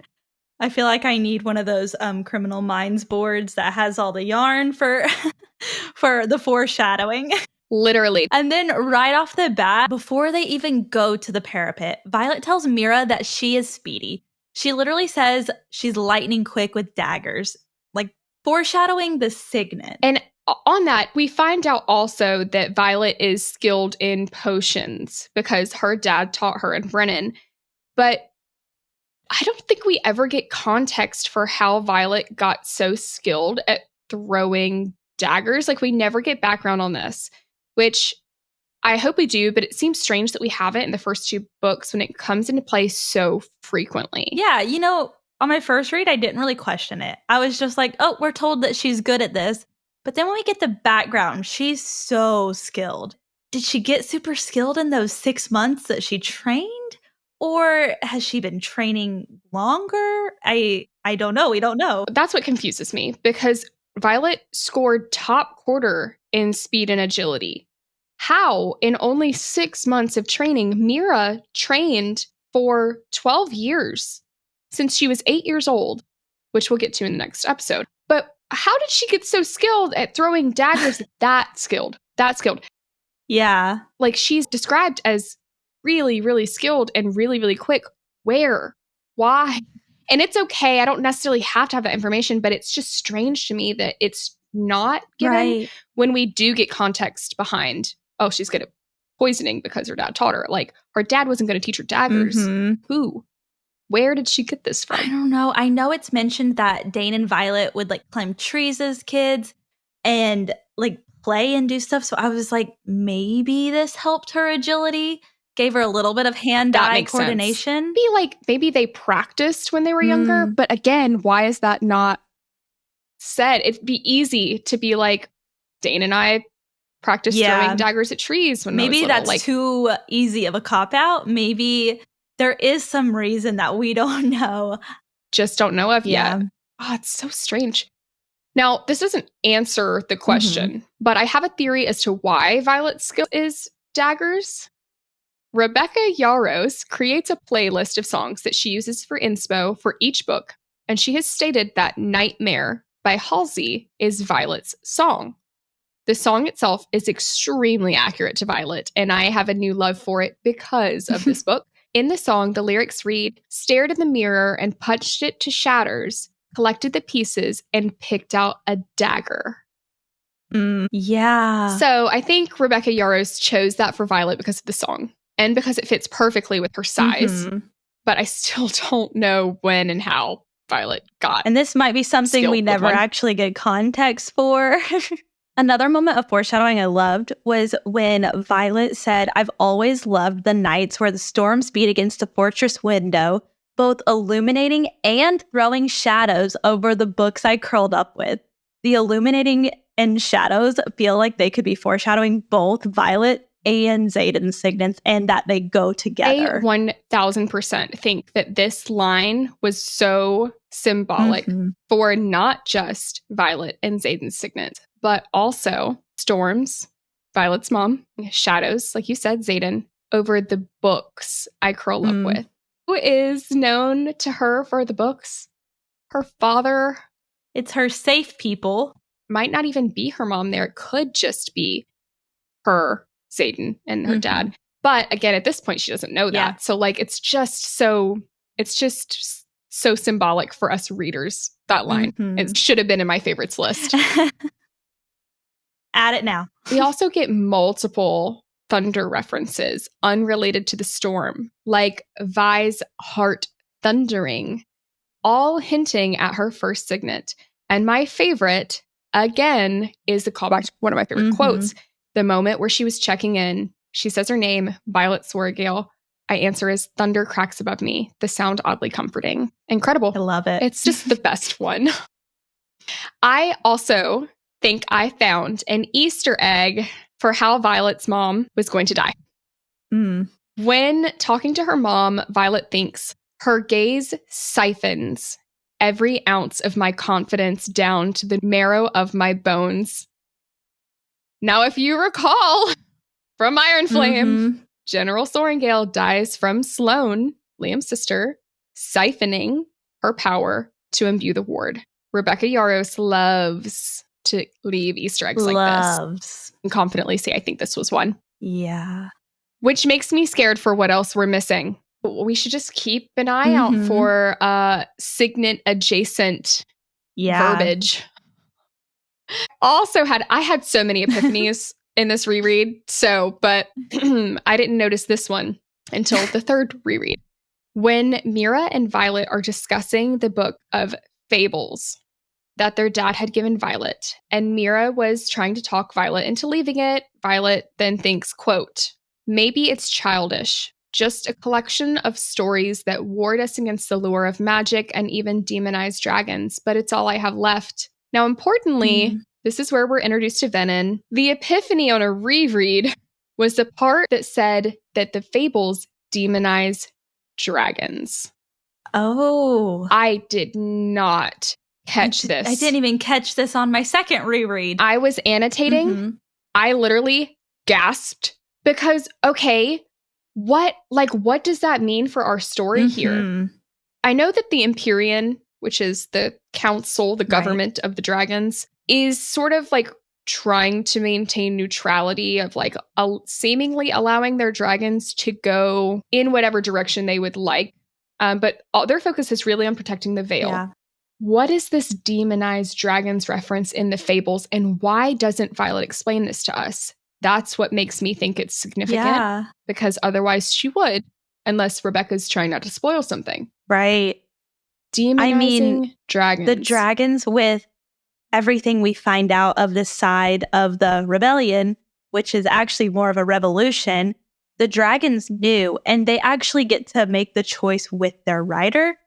So maybe dragons do have that, like, they have the Empyrean and they have the choice, and maybe there are some dragons that we haven't met yet or that are connected to more evil people that are really bad, and maybe since they're so powerful, they have the ability to go bad faster, like Venin. Yeah, there's so much in there. Like, the place that my mind goes with it is, what would make the dragons bad? Like, we already know they value dragon life over human life. That's a given. Now, would Navarians find that insulting and demonize them for it? Likely. Or whoever wrote the fables. I suppose it didn't have to be Navarians, because they're the ones that banned it. I wonder, is there some connection that the dragons have to the Venin? But then the Venin are after the power of the dragons, so it's a whole thing. We will have to theorize on this, because I could spend 20 minutes talking through it. But boy, that has got to be something significant. Listeners, if you have any context or ideas about this, I think this might be like my favorite thing to speculate on right now. So please email us, drop a comment. I want to know your thoughts. Same. I have so many swirling in my mind right now. On to the next. This one also gets more into theorizing, but on page 8, Violet describes Mira as braiding her hair into a crown. Is this foreshadowing? Could it be foreshadowing that she and Xaden will rule Tyrandor? I think it definitely could be. Now, Tyrandor hasn't had a king in quite a long time. There's a whole bunch to that, but he has a throne. It's been implied that they want him to be their ruler, essentially. And I think he even said it wasn't necessarily king, but like that crown, the use of the word crown. I don't know. I kind of struggle with that, because then I'm like thinking about how long our hair is, and someone could so easily pull it if it was in like any other way. I guess they could have put it in a bun, and that would have been... Oh, I totally think that I guess there wouldn't have been another way to describe having it pulled up like that. But it's just, I don't know. I think it was said multiple times. It's very specific. Yeah, I could definitely see that. Could be nothing. I'm just, I do love when there's royalty involved. So, on the topic of Violet's hair, which is a huge, huge topic and a can of theories, which we will be getting to, Violet describes her hair as indecisive because the natural pigment seems to gradually abandon it, turning to silver no matter if she cuts it. Violet also says that her eyes are just as indecisive, a light hazel of varying blues and ambers that never seem to favor either actual color. Karen, does this remind you of anyone? Should it? It reminds me of Andarna. Oh. So in Iron Flame, Violet consistently describes Andarna as varying colors. She says she's black with like a green sheen or red sheen that she implies was like reflecting off of another dragon nearby. And she says this throughout. And it was something I kept catching it. And then at the end, we find that Andarna blended in with like the rock formation. And she basically is like, to my understanding, iridescent in a way. And she tells Violet that she chooses to be black because she wants to be just like Tarn. Oh. So our iridescent little baby dragon, she would set me on fire for saying that. I'm not a baby. She is so similar to Violet in this nature that I feel like that's significant. And I've heard a lot of people talk about Violet's hair. But the eyes, I did not catch the eyes as something until I had the context of Andarna. That makes so much sense. In fact, I think in Xaden's point of view, he may mention her eye color. We'll get to that next week. Because I know you haven't read it yet. And I think that he says something about them also insinuating that it was like a hazel that changes. I don't quote me on that, but I think so. And so it's very pointed, seeming that it's not just her hair that is significant. Now, we will be getting more into what is so significant about her hair and the theory surrounding it, but sticking with our foreshadowing. Yes, when Violet is getting ready for the parapet, she sees some cadets with a specific relic that she doesn't really know what it is. We learn that these relics were given to the separatist kids. Usually relics are given by a dragon using magic to mark the skin of a bonded rider. And Violet says that those relics are a symbol of honor and power. My personal theory or question, I guess, is could these relics on the separatist kids actually still be a symbol of honor and or power? That's actually a really interesting thought.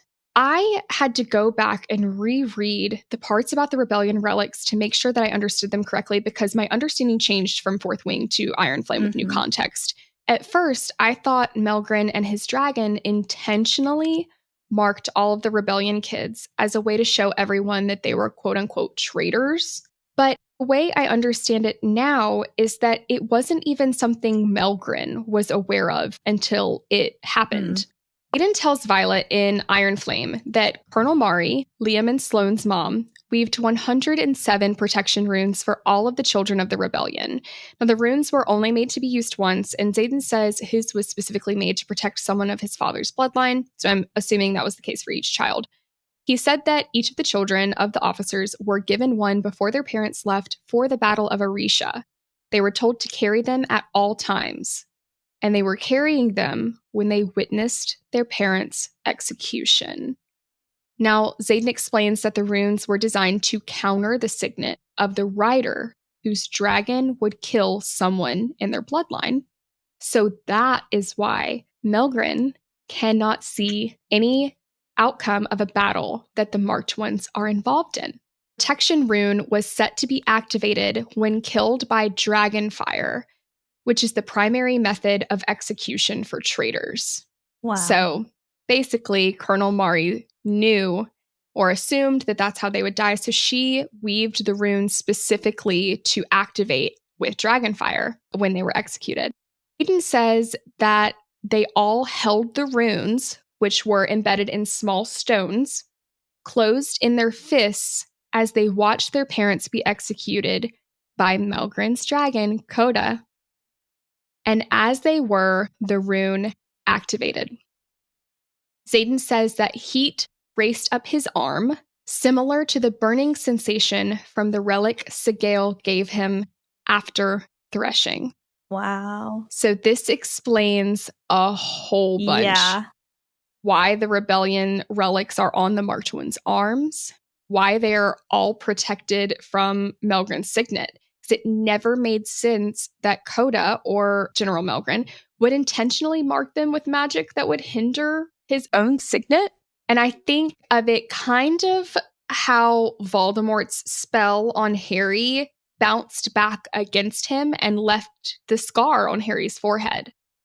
Okay, that's a really good way to compare it. That's wow. I need like 10 business days to think about that. It's a lot of information, and I think I understand it pretty well now, but I had to go back after 2 rereads and reread those sections again to like really feel like I understood what was happening here. It's a lot. Yep. We're going kind of chronological order on this. We're attempting to anyways. And this is a pretty significant moment. If you haven't caught this, we will explain it. Xaden's hardly. Violet meets Xaden for the first time on the parapet. Xaden says to her, "Your mom killed my dad." She says, "Well, your dad killed my brother, so seems like we're even." And Xaden says, "Hardly." Now, at first read, that just seems like, oh, he doesn't think that that's equal. Like, he's still out for revenge. Now you know that his dad did not kill her brother.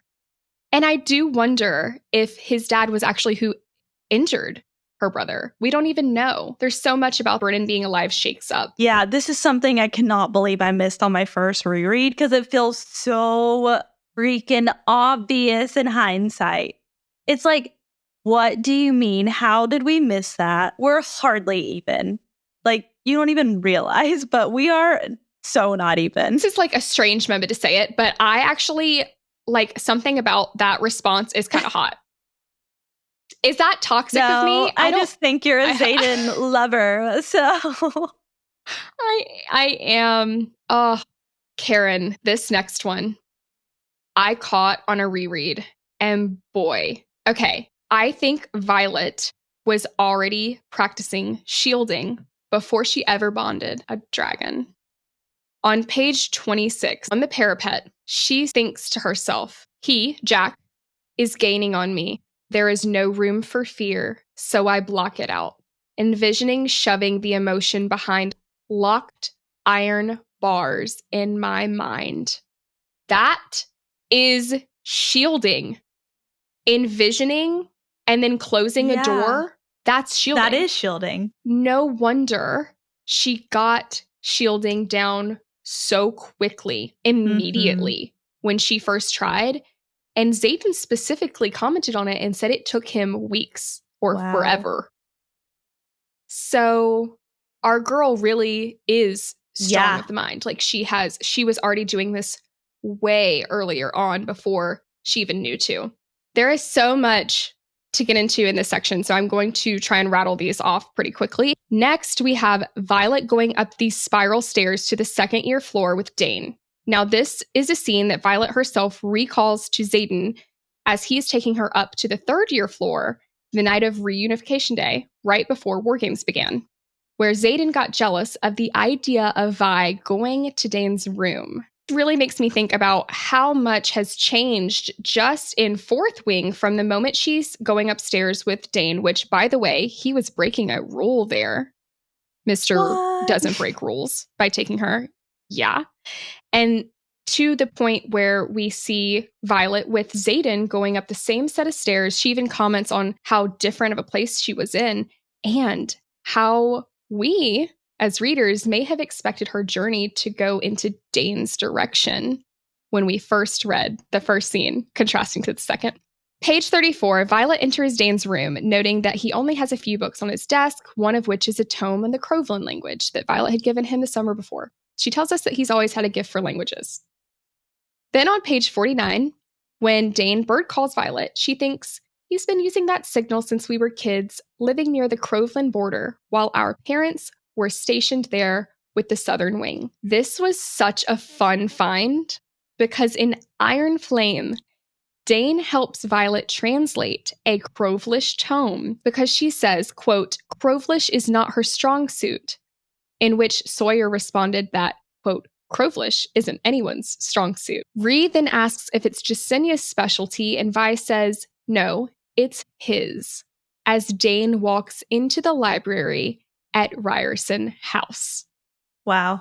That was a moment where Rebecca Yarros was for sure setting up significant plot points. They would not have been able to translate the information about the wards and how to get them up. And Iron Flame had no one known without Crovlish. Dane. And then Dane, of all people, yes. Which I think was like honestly part of showing his Yeah. use to the Redemption revolution arc. whatever that is. So next point. This is such a contrast moment for Violet. The first time Violet hears names called off on the death roll, she tried to commit each name to memory. This is in such contrast to her second year. She doesn't even want to learn the first year's names, understandably. It shows her heart, her humanity, and how the Writer's Quadrant has taken a bit of it from her. And we talked about that a little bit with not wanting her to get too hardened, and we see that it has a little bit.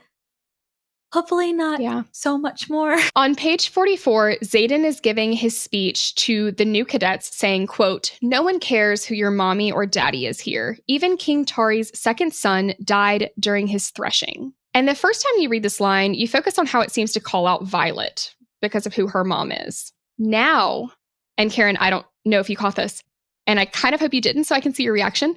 We learn in Iron Flame that Xaden is the one who killed King Tari's second son, Alec, which is why Auric hates him.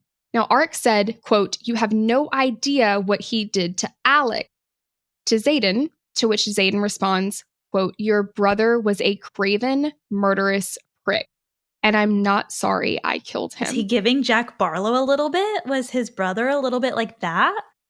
That's what I'm thinking. Note that he calls him a, quote, craven, murderous prick. Now, I looked it up to make sure. Craven means to lack courage or act cowardly. Sound familiar? Literally, Jack Barlow at threshing? Yeah. So I dug deeper. And I found an epigraph from Iron Flame, Chapter 12. Recovered correspondence of Lieutenant Xaden Ryerson to Cadet Violet Sorengale. So a letter he wrote to her that reads, quote, "Sigale watched me kill another cadet for bullying Garrick during threshing. She says she chose me for my ruthlessness, but I think I just reminded her of my grandfather." So Xaden killed King Tori's second son, Alec, during threshing because he was bullying Garrick. But I think Eric might have been trying to kill Garrick. At this point, Xaden wasn't bonded, so he couldn't know his intentions. But I think these things together do indicate that this was the case. And is that not just like going right back to Violet's threshing, where the three were like trying to go against Violet, and maybe that's why he had a more strong reaction, even though he knew Garrick and Garrick was his friend, and that's part of why he was wanting to protect him. But he saw Violet protecting something small and helpless, and maybe he saw a little bit of parallel between that too. I love that it at the very least to us shows parallel. And what we love about Violet, we also see some of that in Xaden. It's just the hopeless romantic in me. Whew, that concludes our foreshadowing moments. Wow. Which was a lot. There's so much in these first couple chapters. This is a long episode already. So we're going to quickly touch on the epigraphs. The only significant thing that I really want to touch on for these is that epigraph in chapter 2 and epigraph chapter 4 are from the same book, but there is an authorized and an unauthorized edition. They're both from the same book, Major Offendra's Guide to the Writer's Quadrant. Now, chapter 2 is from the authorized edition. Chapter 4 is from the unauthorized edition. Based on the context and language used, I think it's just us and Violet getting the raw information from an unauthorized edition. They can speak more loosely, whereas the info from the authorized edition is more polished, Basgiath approved. But Violet would have read these in the archives, right? And why would Basgiath allow unauthorized editions? Ooh. And then I have a thought. Does Violet know all of these? Or is it Jasenia? Epigraphs? Has she read them?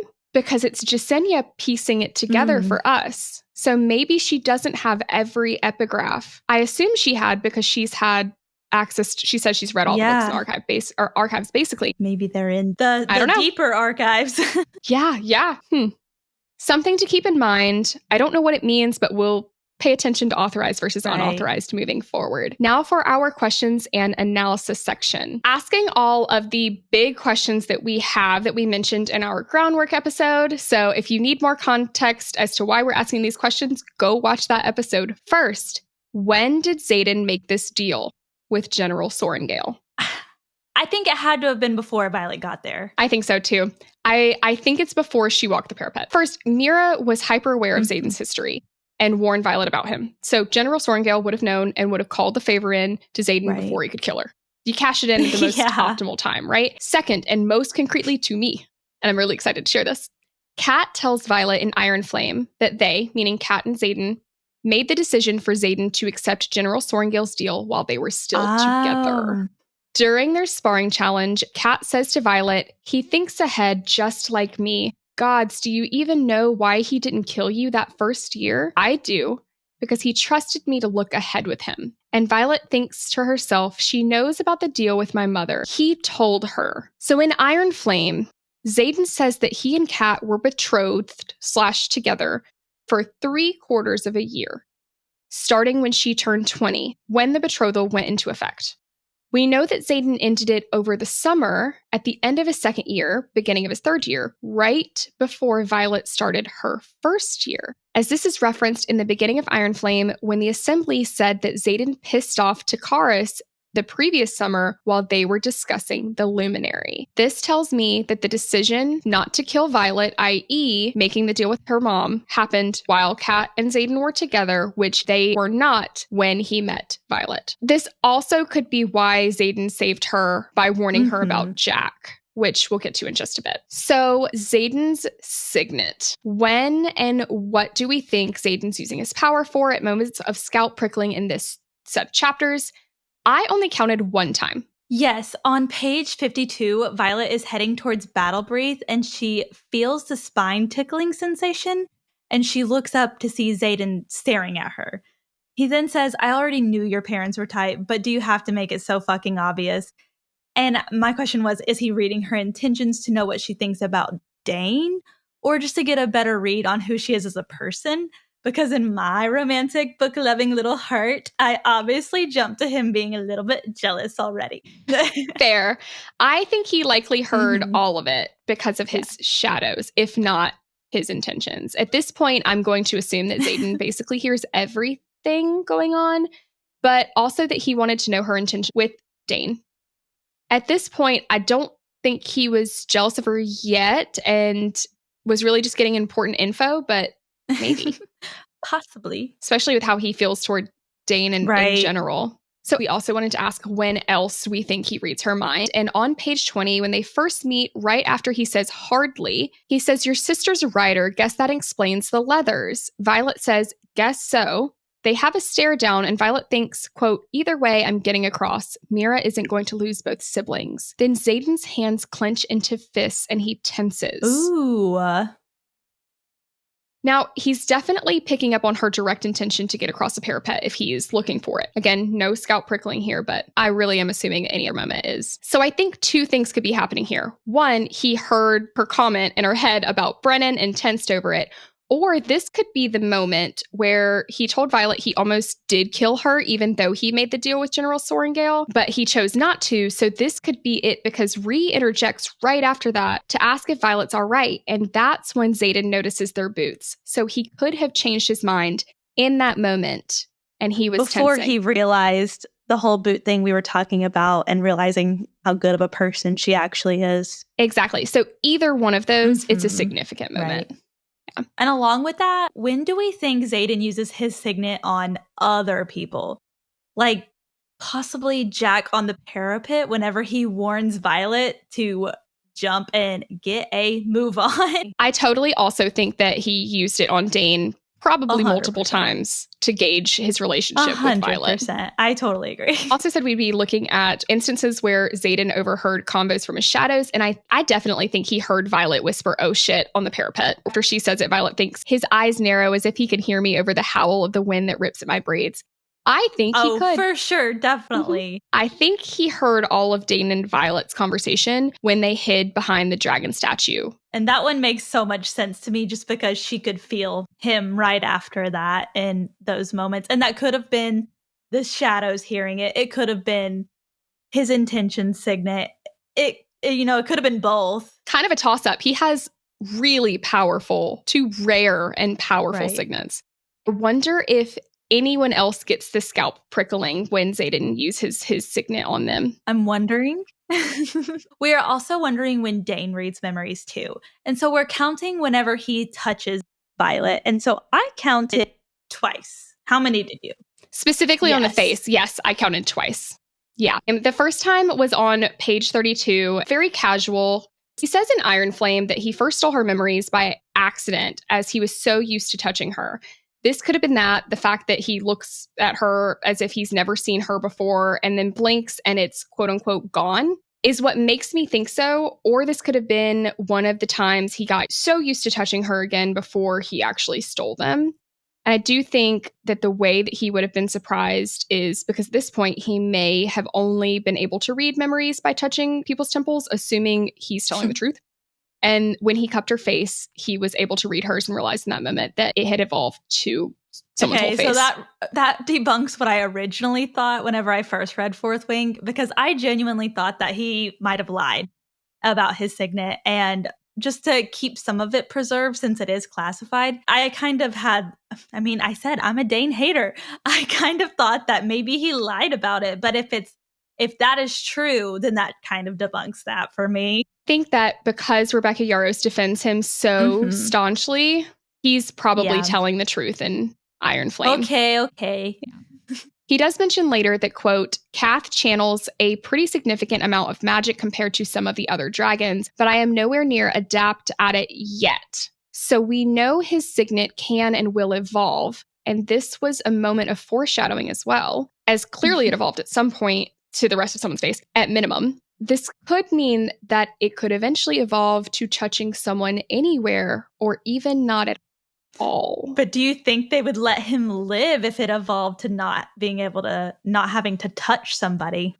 I don't know what the Revolution's policy is. True. Yeah.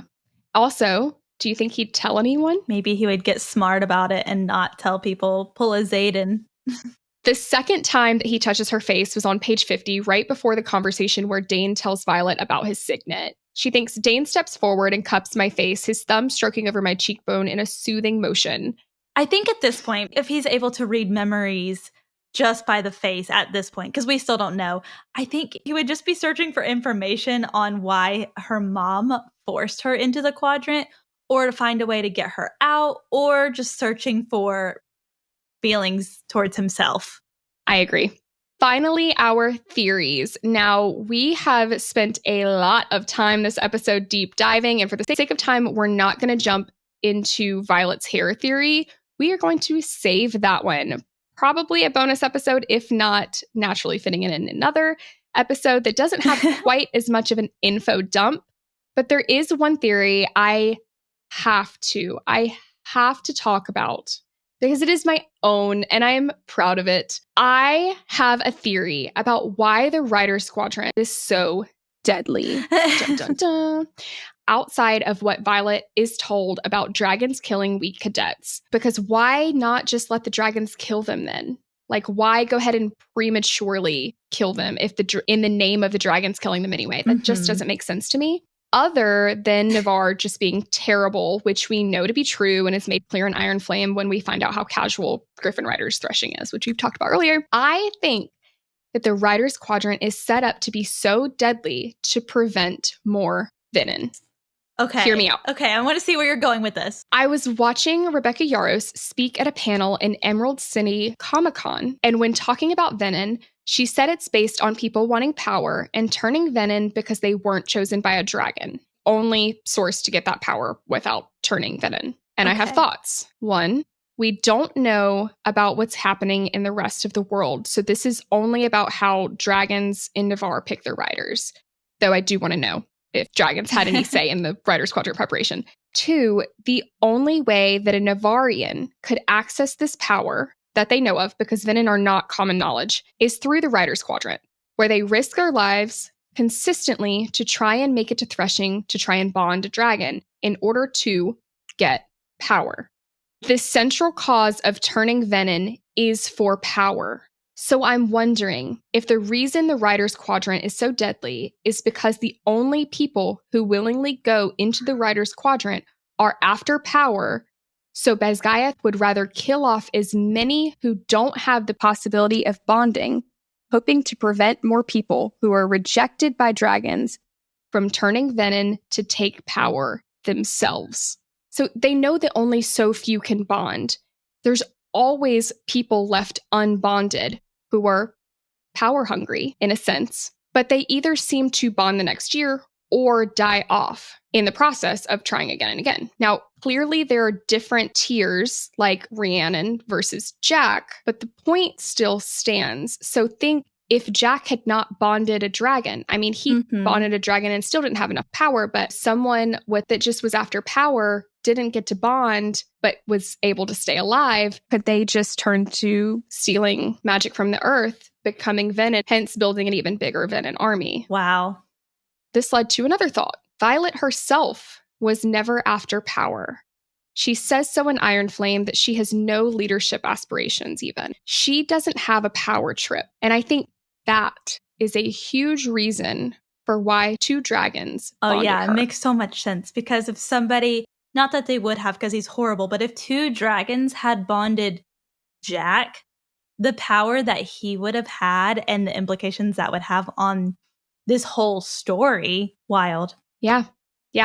So I know that's a lot to process. I hope it made sense. If not, please let us know. You guys, we did it. That wraps up chapters 1 through 4. Thank you so much for listening. And don't forget to join us next week, where we will deep dive into chapters 5 through 9, plus Xaden's bonus chapter 9. Also, if you're enjoying this journey with us, we would be super appreciative if you would leave us a review and share to all your Fourth Wing friends. As always, we encourage you to email us all of your thoughts, theories, and suggestions to dearfantasyreaderpod@gmail.com, or drop them below if you are watching on YouTube. We want to hear it all. Don't forget to subscribe to our YouTube, follow us over on TikTok and Instagram. We are currently doing a giveaway that you do not want to miss out on. Until next week, dearest fantasy readers, prepare yourselves for Battle Brief as we continue our journey through the Empyrean series.